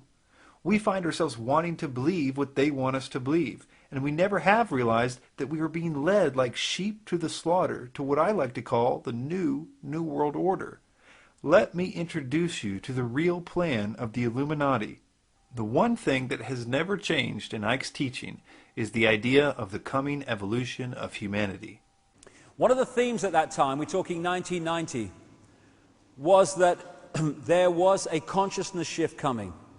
I kept meeting psychic people a lot in those days, and they kept saying, I'm getting something, I'm being told to tell you this, and again it was, there's a consciousness shift coming. There is an awakening coming. And now as the 90s have become the new century, more and more this stuff about this shift is going on. This also happens to be the central thesis to Theosophy, the mother of the New Age movement. In fact, the very term New Age is referring to a coming time of spiritual evolution. This fact alone should show you how the idea of a spiritual evolution is the only idea that matters to these beings. We've already looked at some of the reasons why Icke thinks the idea of a coming spiritual evolution is valid. One is because he believes the photons from the photon belt will change us, and alternatively, he believes that the galactic logos will send its 7 rays through the sun god and change our DNA into a better evolution. Despite these flimsy premises, Icke is absolutely convinced that nothing can stop this from happening. I'm absolutely convinced that the end of this prison society is a done deal. I think the outcome is going to happen. I think it's meant to happen. And we're now seeing, and it will go on for a while, but we're now seeing the last throes of a dying system. You also have to understand that we are being promised a utopia in no uncertain terms. He says, quote, beyond the turmoil of transformation awaits a new dawn for all life forms on this planet. We will live in a world of love and peace and harmony, a world which the extremes of today and the recent past will give way to a level of understanding, wisdom, love that we could not begin to understand on this low and troubled frequency. The first problem that emerges is that this is sounding a lot like what those that write about a New World Order talk about. In fact, this chapter comes from a chapter entitled New World in Icke's Love Changes Everything. But what some people miss is that the New World Order really does plan to bring order out of chaos. It is supposed to rise out of the ashes of what will appear to be a great change in paradigm. That is why Manly P. Hall called it the New Atlantis. They intend for their system to look like a utopia, and they intend for people who currently fight them and resist world government to think that the old system that they have been fighting has been defeated, and they intend for them to embrace what will look like a utopia and their victory. Alice Bailey said it best when she wrote, "The New World Order must be appropriate to a world which has passed through a destructive crisis and to humanity which is badly shattered by the experience. The New World Order must lay the foundation for a future world order which will be possible only after a time of recovery, reconstruction, and of rebuilding." Notice in this next quote that she considers the current system, which is obviously still controlled by them, just the preparatory New World Order. She says, "In the preparatory period for the New World Order, there will be a steady and regulated disarmament. It will not be optional. No nation will be permitted to produce and organize any equipment for destructive purposes or to infringe the security of any other nation." She also says, "The present world order, which is today largely disorder, can be so modified and changed that a new world and a new race of men can gradually come into being. Renunciation and the use of the sacrificial will should be the keynote for the interim period after the war, prior to the inauguration of the new age." In a writing called Preparations Until 2025, she made some very revealing statements. She says, "This must form the theme of all propaganda work to be done during the next few decades until the year 2025, a brief space of time indeed to produce fundamental changes in human thought, awareness, and direction, but at the same time a quite possible achievement provided the new group of world servers and the men and women of goodwill perform a conscientious task." What was this new group supposed to teach? I find this one particularly interesting. It says, "The day is dawning when all religions will be regarded as emanating from one great spiritual source. All will be seen as unitedly providing the one root out of which the universal world religion will inevitably emerge." And this final quote that I find particularly interesting, considering that it is the one thing that Icke has consistently done through every manifestation. The last few pages of every book that he has ever written explains this message, the one that Alice Bailey says emphasis must be put on. She says, quote, "Emphasis should be laid on the evolution of humanity." There is also a very dark side to Icke's spiritual utopia, something that I've previously only alluded to. Not everyone is invited to the utopia, and those that refuse to conform to this new system will be eliminated. This is much more apparent when you read other channeled writings about this. In the Book of Co-Creation, New Age leader Barbara Marx Hubbard states, quote, "Out of the full spectrum of human personality, 1/4 is electing to transcend. 1/4 is resisting to election. They are unattracted by life ever evolving. Now, as we approach the quantum shift from creature human to co-creative human, the destructive 1/4 must be eliminated from the social body. Fortunately, you, dearly beloveds, are not responsible for this act. We are. We are in charge of God's selection process for the planet Earth. He selects, we destroy.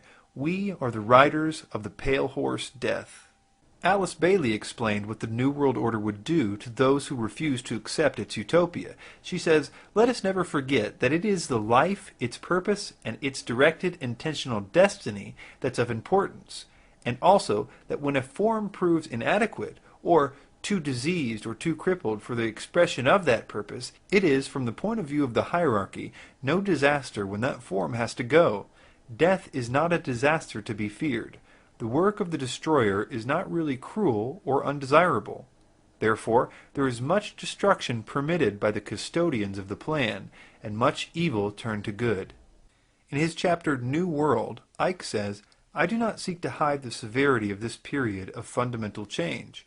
It will be tough for every one of us. Many will return to the light levels, or die, in the wake of the physical events and the quickening vibrations. The Earth Spirit is already raising up the subplanes, and through the years ahead, she will progress through the whole frequencies in her journey back to Atlantis and beyond. Those who cannot quicken their own vibrations through love and balance will find themselves out of synchronization with the environment around them. This process is already apparent. As the vibrations of a being fall behind those of their planet, it manifests in physical, mental, and emotional imbalances, and such people will need all the love there is to give. Their behavior will be unpredictable and sometimes unpleasant and inexplicable. Those who cannot at this time rise with the climbing subplanes and frequencies will eventually return to the light levels or die, and be surrounded by love and indescribable warmth and power. They will assess their progress and decide how they wish to proceed on their path of evolution. Icke also says later in the book, "And the Truth Shall Set You Free," quote, "Others who follow the propaganda of the global elite and the prison warder consciousness will cling to the old vibration. In their desperation to find security, they will become even more vehement in their religious, political, and economic dogma. They will resist the rising vibrations if they choose that path, and this will have mental, emotional, and physical effects. The two states of being, the programmed mind and the open mind, will be more obvious with every month to those who know what's happening." And not just that, but according to Icke, these people that are hanging on to the old age are going to actually prevent the rest of the people from getting their evolution. He says, quote, "We are now entering a period of fantastic change, and the happening of events are speeding up all the time. We have two challenges here in front of us. People have to get access to that information and start to realize who they really are and the nature of life. Then we can go into a stage 2, which is the incredible consciousness shift that is going to happen and is happening with many people already, but can happen for everybody if we open up to the knowledge of what's going on. And to do that, the edifice of suppression must go. What I see so often in the New Age movement is that they are focusing on the second, but they're in denial of the first. And the second is not going to happen for many people unless we remove the suppression." Now here's a thought that has disturbed me for a while now. Obviously, the idea of spiritual evolution is being pushed by the global elite and these entities. And I suppose that it could lead to a world government, but only if the entire world was in on it. What I mean is that right now, only the New Age and the so-called truth movement, which has now been converted to the New Age, believe the spiritual evolution stuff. And sure, the idea is expanding, thanks to shock value things like the 2012 stuff, but still, it would have to be believed by the entire world, not just a few. They would have to be passionate about the idea of spiritual evolution for this to work. Now, let Mr. Icke explain how this could all change overnight. What I would say very strongly, and it's coming more and more into my life, there is an X factor which I don't understand yet, but I sure as hell know is there. And it's an X factor which is going to bring an end to this childish playground nonsense of human control. Do you mean an external influence? There's something. I absolutely, at a deep level, I know it. I'd say, and I'm probably being optimistic, I'd say we would live in a global version of Nazi Germany within 10 years, if we take that route.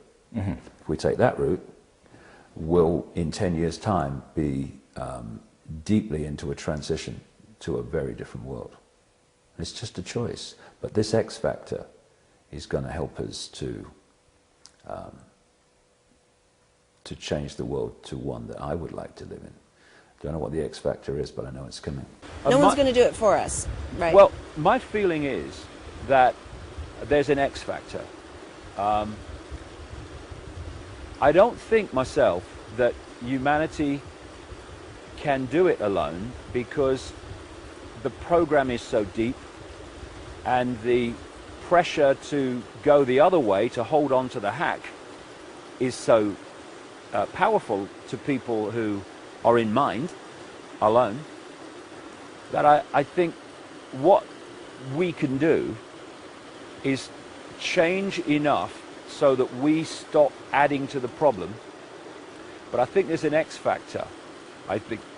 And I think that there are things going on now outside of our awareness and on much higher levels of consciousness than we are aware of, which is also supporting this change.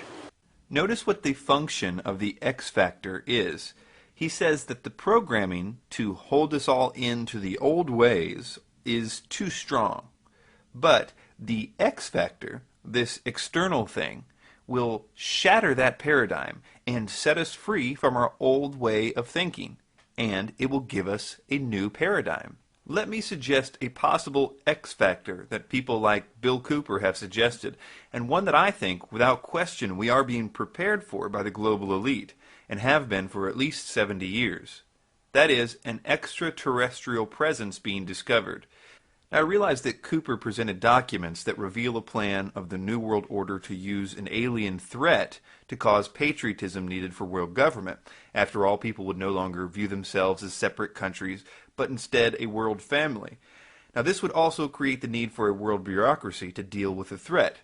But I think that based on the propaganda of Hollywood and the occult writings, that this might not be presented as a threat at all, but rather them posing as a savior to a world that will be war-torn. They will claim to be saving us from ourselves. They will claim to have genetically created mankind. They would claim that they used to be like us, and that we are on the verge of an evolution. Now, suspend your disbelief for a moment as I explain how this would serve as Icke's X factor and the catalyst for his utopia, and the real New World Order to begin, all at the same time. First, it would accomplish the primary thing that Icke says we need to do in order to shift with the planet. That is, to destroy the religions of all types. All over the world, religions would be in turmoil. Here these aliens are claiming to have created us. That means they're claiming to be our God in a sense.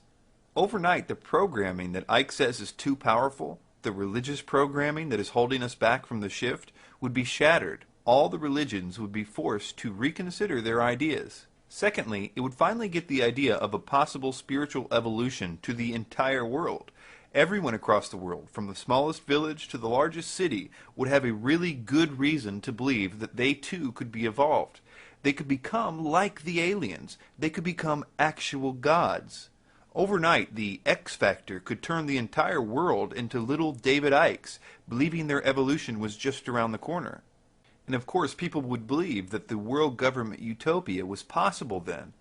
But it would be best if this came after a time of war, like when Alice Bailey said that the New World Order must be appropriate to a world which has passed through a destructive crisis and to a humanity which is badly shattered by the experience. Now here's why. We need to be convinced that the utopia that we will be asked to join is totally different than the old system. For us truther types, we will need to be convinced that the New World Order has been defeated in order to trust such a utopia. The regular people will only have to be convinced that the new system, since it will be based on non-religious ideas now, because the aliens showed us that the religions were wrong, will be one where there will be no more wars. That will be the promise. The war that we were saved from initially by them must be made to look like the epitome of religious wars. It will be something that pins the Jews against the Muslims, which will draw in the so-called Christians. The world will be convinced that the previous war was all about religion. Our revulsion of that idea and our desire never to go back to it will be like the Treaty of Versailles times 100. Alice Bailey said, "Only universal disaster could have brought men to a state of mind wherein such propositions and solutions could be presented. The general recognition that the old order has lamentably failed is most valuable. The New World Order will seem to have been defeated. We will rejoice in our new hope of utopia, and we will badly need it. We will be told to await our newfound powers, but when they don't come, we will be told that it is because there are some still among us that are keeping us from it, those that are still hanging on to the old age." All of this makes what Icke says in this clip very concerning. But we're now seeing the last throes of a dying system where the Illuminati in their box are believing they're crashing the system to create something else, when it's actually crashing ultimately for another reason. Understand what he's saying here. He's admitting that they are crashing the system to create something else. This idea should be common knowledge to all of us who study them. They are going to be the solution to the problem that they create. And Icke, of course, knows this. After all, he's Mr. Problem Reaction Solution. But listen carefully to what he's saying. He believes that his utopia will arise out of their ashes, and for some reason, their utopia won't rise. In effect, he's saying that when the system crashes, he is expecting his utopia to rise, but they are expecting a utopia to rise too. Now, how are we supposed to know that the utopia we get after this crash is the one that Icke is talking about, instead of the one that they've been planning to bring about for so long? Or probably the better question is, are these utopias one and the same thing? They certainly sound the same. What a dangerous game this is. They will say that there are still people who don't trust this new utopia, and that they will have to be eliminated for everyone else's benefit. These people will be primarily Christians, because there are prophecies specifically mentioning a great deception that will seem to offer peace, but that it will only last 3.5 years before it shows its true colors. All the other religions will find it easy to agree with this new system. This, in addition to the propaganda that Christianity is behind all the wars of the past, will convince the entire world of these words of Aleister Crowley, who was given this message from a being claiming to be an Egyptian god. Quote, "But the future is now, and the maneuvers are being unveiled. As far as Christianity's role in this new age," Carpenter states, "Christianity, therefore, as I say, must either now come frankly forward and acknowledge its parentage from the great order of the past, seek to rehabilitate that, and carry mankind one step forward in the path of evolution, or else it must perish. There is no alternative." Or, as New Age author Eckhart Tolle likes to say, evolve or die. We've been told by Icke, a man definitely possessed by something, that if we worship the God of the Bible, we are worshiping reptilians. And when you worship, you project energy, and you are feeding this force by thinking you are worshipping a God when you're worshipping these. He has changed his mind in every book that he's written about which way to tell you not to look towards Jesus and not to look at the Bible. His entities have told him to tell us that demons don't exist. The voice that talked to him for 5 hours in Brazil went on quite a tirade about how demons don't exist. How could they, after all, if everything was an illusion? There is a fabulous reason why this misdirection is happening, because the real agenda is being played out like a military system. These demons are influencing people to prepare the way for what the New World Order calls its Phoenix, and what the Theosophical Society calls the World Teacher, their Christ, what I would call the Antichrist. A genuine Satanist knows exactly what I'm talking about right now, and that this plan has been the plan all along. They are awaiting something they call the Black Awakening, when this system of the Antichrist will begin. Alice Bailey said, "The widespread expectation that we approach the age of Maitreya, when the world teacher and present head of the spiritual hierarchy, the Christ, will reappear among humanity to sound the keynote of the new age. There are millions of mentally alert men and women in all parts of the world who are on rapport with the plan and work to give it expression. They provide opportunity for cooperation with the spiritual evolution of humanity. There is no group so likely to ensure that humanity achieves this most difficult goal as the men and women of goodwill, requiring only courage to initiate action to prepare for the New World Order. All the conspiracies, all of them, are leading up to one event. There is an ancient angel that has been working on a system that would allow him to actually control the world to such a degree that he could force them to worship him as God. And unfortunately, for the first time in history, technology is now capable of doing that. I believe that the implantable microchip could actually play a role in this worship. And he is the general in all of this. This is why you find Satanism behind every door you kick down in the investigation of the New World Order. This is why you find his demons telling people to go out on a world stage and teach a doctrine that will lead them right into his hands, to an elitist mindset, seeking the Luciferic initiation of the Lightbringer, Prometheus, Lucifer, the Solar Logos. They've always been preparing you for him. Their agenda has never changed. But we have been so brainwashed to hate Christianity that the Bible is literally the last place we would look for the truth. Jesus spoke of a time that's coming, and he said, "Now the brother shall betray the brother to death, and the father the son, and children shall rise up against their parents, and shall cause them to be put to death. And ye shall be hated of all men for my name's sake." Now this is interesting. Here's a guy that not even his enemies can find a good reason to accuse him. He's entirely just and sincere and humble in the Bible. Yet for some unknown reason, what he said is absolutely true. We will be hated for his name's sake. This hate has to come from a third party. Our enemy perverts the Bible to make you think that religion is equal with Jesus, so that you will reject him. And I submit to all of you that Jesus was the most anti-religious person that ever walked the face of the earth. He had nothing but compassion for sinners. In fact, the only harsh thing he ever said was to the clergy of his day, and the bankers. The reason the mere calling on his name crushes whatever force is behind sleep paralysis and so-called alien abductions is because he really is who he claimed to be. And the demons are just as scared of him now as they were during the pages of the Bible. Jesus said in Matthew 11, verse 28, "Come to me, all who are weary and heavy laden, and I will give you rest.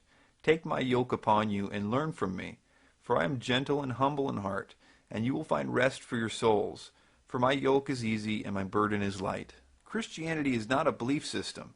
It's a supernatural event that happens to you. Your life begins to change. You start to love things you used to hate, and hate things you used to love. You are given a new power to turn from the things that have you in chains. It doesn't mean that you're going to be perfect, but you will start to change, and that change will continue your whole life. It is freedom from bondage, not a list of rules. Mark 10, verse 45 says, "For even the Son of Man did not come to be served, but to serve, and to give his life a ransom for many." Acts 17:30 says, "Therefore, having overlooked the times of ignorance, God is now declaring to men that all people everywhere should repent, because he has fixed a day in which he will judge the world in righteousness through a man whom he has appointed, having furnished proof to all men by raising him from the dead." I do not think that David Icke knows that he's being used as a tool for the New World Order. I would like to think that he would turn from this if he could be convinced of it. I want to ask you to help me pray for Mr. Icke. For transcripts, footnotes, free downloads, and free DVDs, go to the website davidikedebunked.com. Thanks for your time.